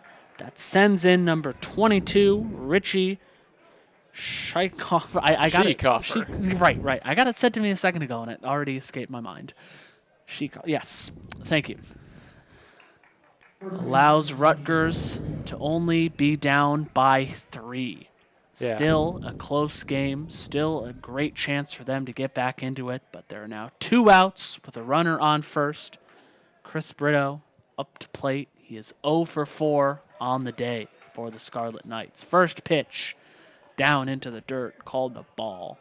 Nice pick by Obertop, keeping that runner honest on first. He's had some of those where he hasn't been able to get his body in front of it, but excellent glove work for the veteran catcher. 1-0 count. Pitch way outside. Allen lost control of it for just a moment. Count will be 2-0 with the runner on first. 2 outs at the top of the 8th. Here's the pitch. Solid contact, but goes straight to the third baseman. No! It bounced. I thought that it was a catch for the third out by the third baseman, but it was not. Not the best throw over to first base, who cannot hold on to it. Called an error. I was so ready to praise Matt Fry. He had accounted for both of the outs in this inning, making 2 great plays, one coming in, one ranging to his right and thrown across his body. That one would have been another great play. He's got a big arm over at the hot corner, and that's just his 5th error of the year, I believe. Yes. For a third baseman, that is impeccable. Matt Fry has been a defensive stud, and that doesn't take away from it, although it does put the Wolverines in a precarious position. 2 on and 2 out. Not quite sure what's happening here. Coach meeting up with the man on second. Not 100% sure of the discussion, conversation, making sure his legs are okay, perhaps. Maybe took a odd run, odd step on his way over to second. Fans applaud as he stays on second base. Coach heads back to the dugout. 2 outs here remain in the top of the 8th inning. Wolverines up 9-6 as Tony Santamaria, the third baseman, comes up to the plate and immediately sends it over to the shortstop, who gets the easy out at second base, getting the Wolverines out of the 8th inning here. Still up 9-6 as we head to the bottom of the 8th over the Rutgers Scarlet Knights. Yeah, obviously you never want to give 1 run back, especially with Chase Allen on the mound. You've already blown through Allen and Renard. Allen, Renard, and O'Halloran are the 3 best pitchers on this Michigan staff, the only 3 pitchers who have seen significant time and have recorded an ERA under 5. And you're protecting what is an ever-shrinking lead. You expect it to only get tighter from here, unless the Michigan Bats can add. The Michigan Bats need to keep adding, need to keep attacking, because you have to expect Rutgers will reach that 9-run mark by the end of this game. Certainly, as we head to potentially the Wolverines' last at-bat of the game here in the bottom of the 8th. Announcer serenading a beautifully pitch black night. It has just hit 11 p.m. here at Ray Fisher Stadium. Serenading the fans with a beautiful playing, I suppose. I tried to make it sound elegant, but I don't really know what to say, but still. Try to make it elegant, Yes. but it is Phil Collins, and until we get to that drum fill. Yeah. In the Air nothing. Tonight by Phil Collins. I saw that man live in concert a few years back, and let me tell you, hearing that drum beat live in person was truly a magical experience. Truly nothing quite like it. Hopefully the Wolverines feel the same. This beautiful, iconic song will fuel them for some more runs as we head to the bottom of the 8th. Number 24, Matt Fry, steps up to the plate. 1 for 3 on the day, as the third baseman steps up to the plate here at the bottom of the 8th. Wolverines up 9-6. Here's the first pitch. called as barely a strike inside as Sinibaldi stays in. Justin Sinibaldi stays in for the Scarlet Knights. Why wouldn't he? He had a solid inning last time. But that second pitch will be low into the outside. Not going to fool anyone with that pitch. 1-1 count here. Sinibaldi winds up 1-1. Ooh! Nasty curveball. The umpire is going to say it did, in fact, hit Matt as he walks over to first base. I could just, from this angle, that was a nasty curve. Yes, yes. Just barely didn't curve enough in time to avoid hitting Matt, but man. The only way to describe that is loopy because, I mean, it started out behind him and it was coming all the way towards the strike zone. But it did graze him on the jersey. It would seem. Jimmy Obertop steps up to the plate, makes decent contact on his first pitch, but it will be a foul ball along the left side line. 0-1 count here for Jimmy Obertop. He's got Matt Fry on first. No outs. Bottom of the 8th. Here's the 0-1. Nearly hits Obertop, who has to duck out of the way. Easily called a ball, making the count 1-1. We've seen quite a few pitches buzzing people inside, maybe working them off the plate, setting up the next pitch.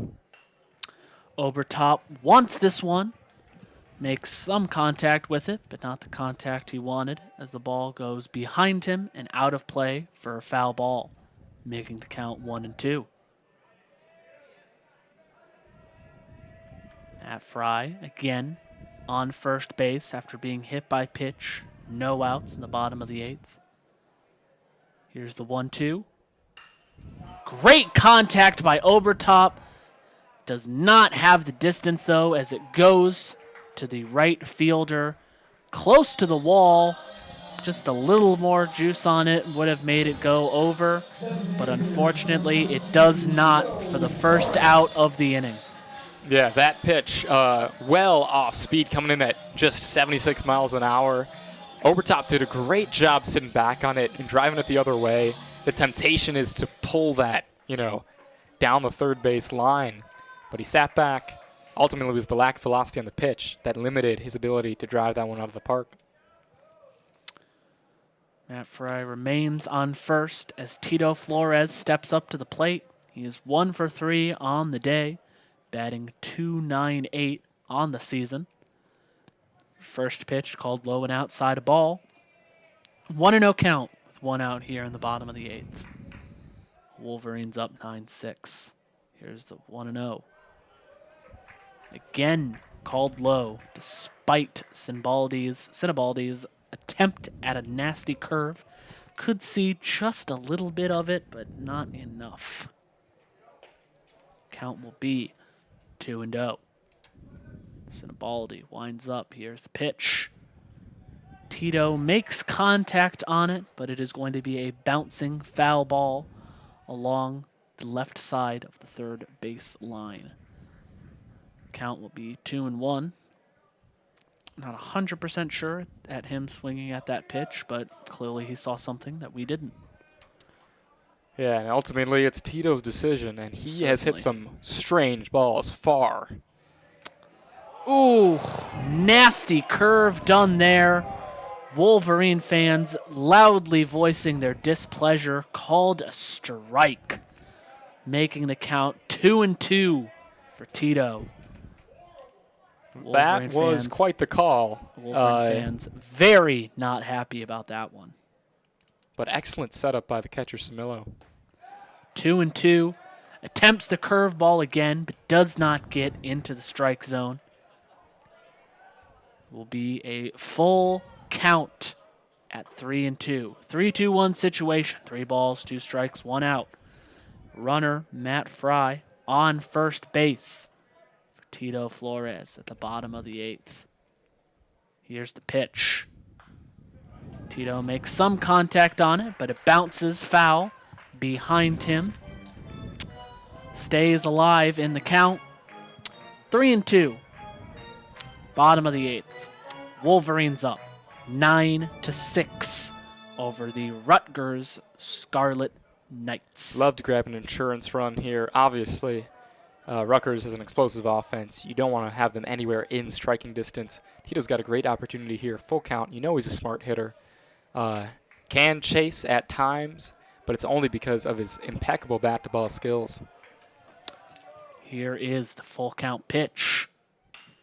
Makes contact on it, but bounces straight to the third baseman, and they are going to make no.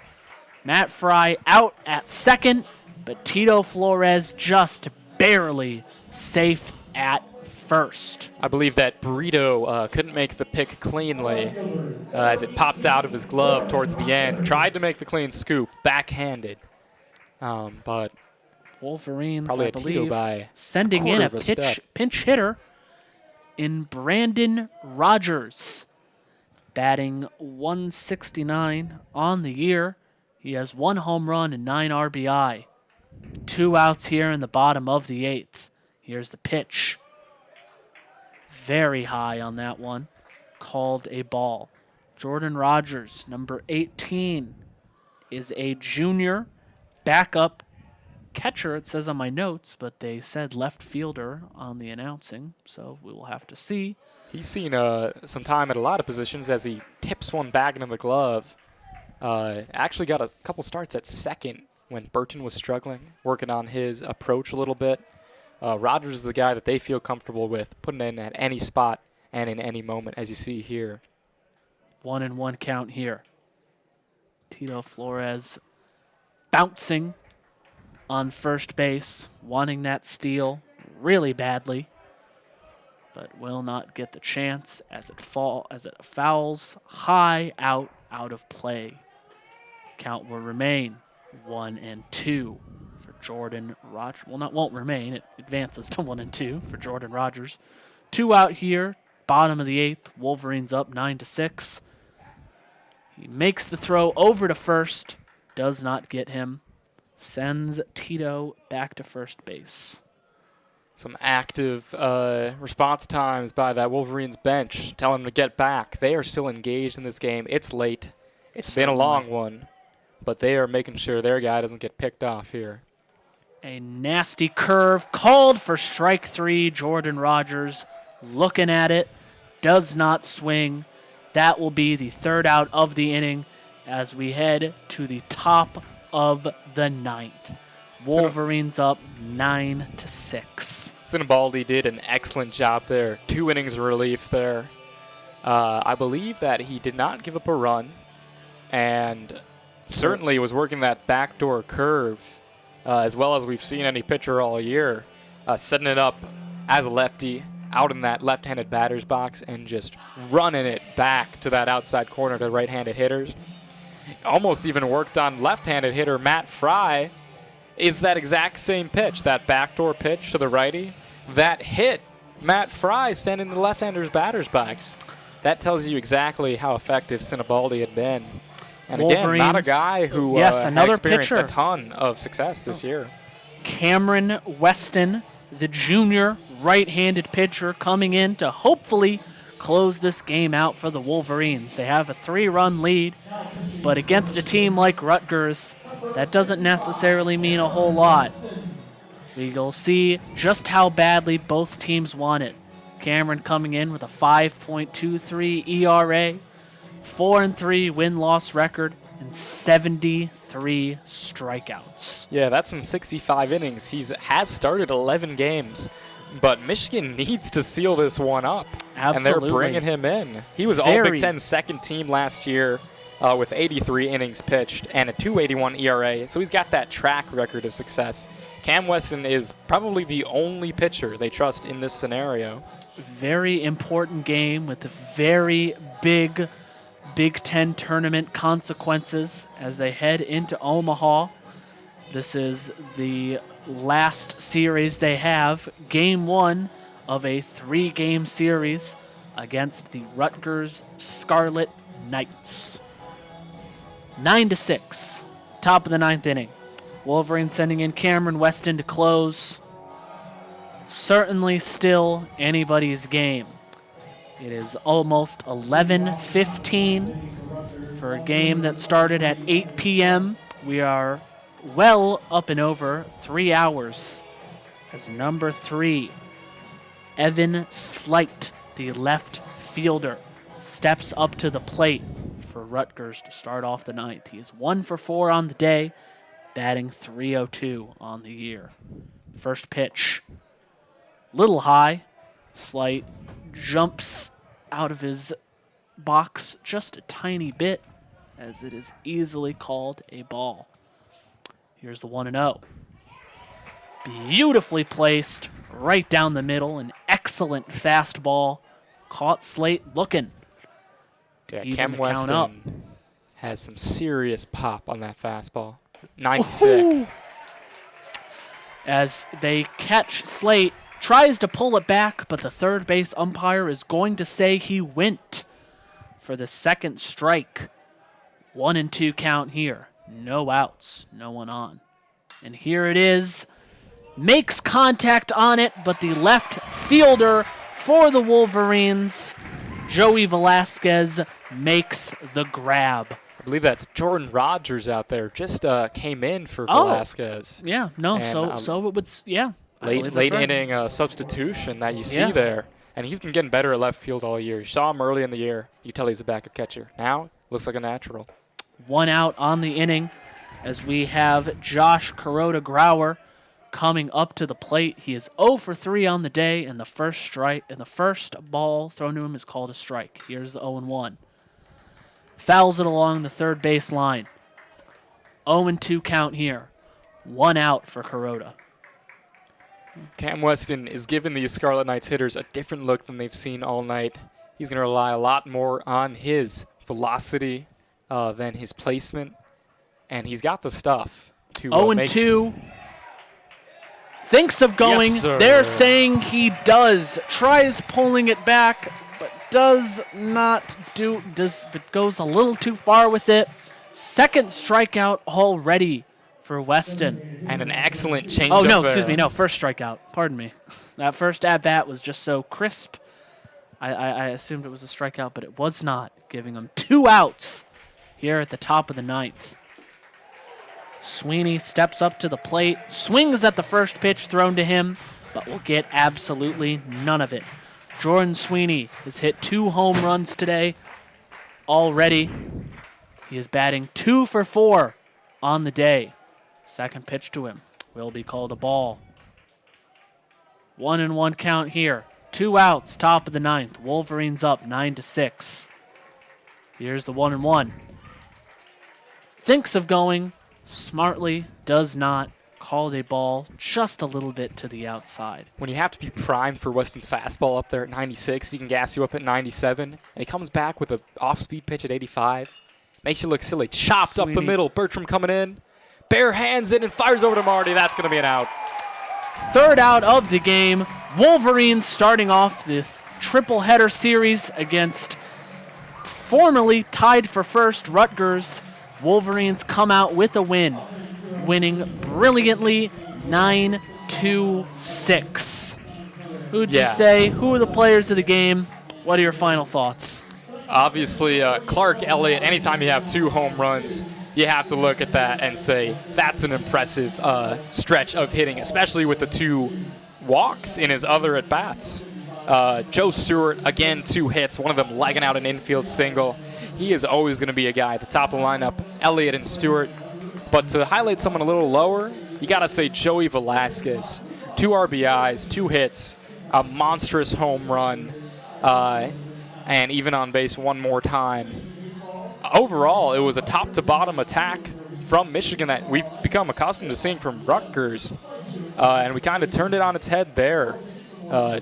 Everyone in this lineup getting in on the action, and frankly, looking like the complete team we were hoping to see all year. Absolutely. Huge win. Again, cannot state it enough for the Wolverines, who advanced to 27-24, 11-11 in Big Ten play. Thank you so much for joining us here at WCBN Ann Arbor Sports Radio. I'm Ryan Dolson, joined by Coley Hoving. Be sure to join us again tomorrow, same time, 8 p.m. for the second game in this triple header as the Michigan Wolverines take on the Rutgers Scarlet Knights in the Bark in the Park. 8 p.m. tomorrow, Friday night, and check out the final regular game of the season on Saturday at 5 p.m. Michigan closes out the regular season again against Rutgers. Thank you so much for joining us. Good night, and go Blue.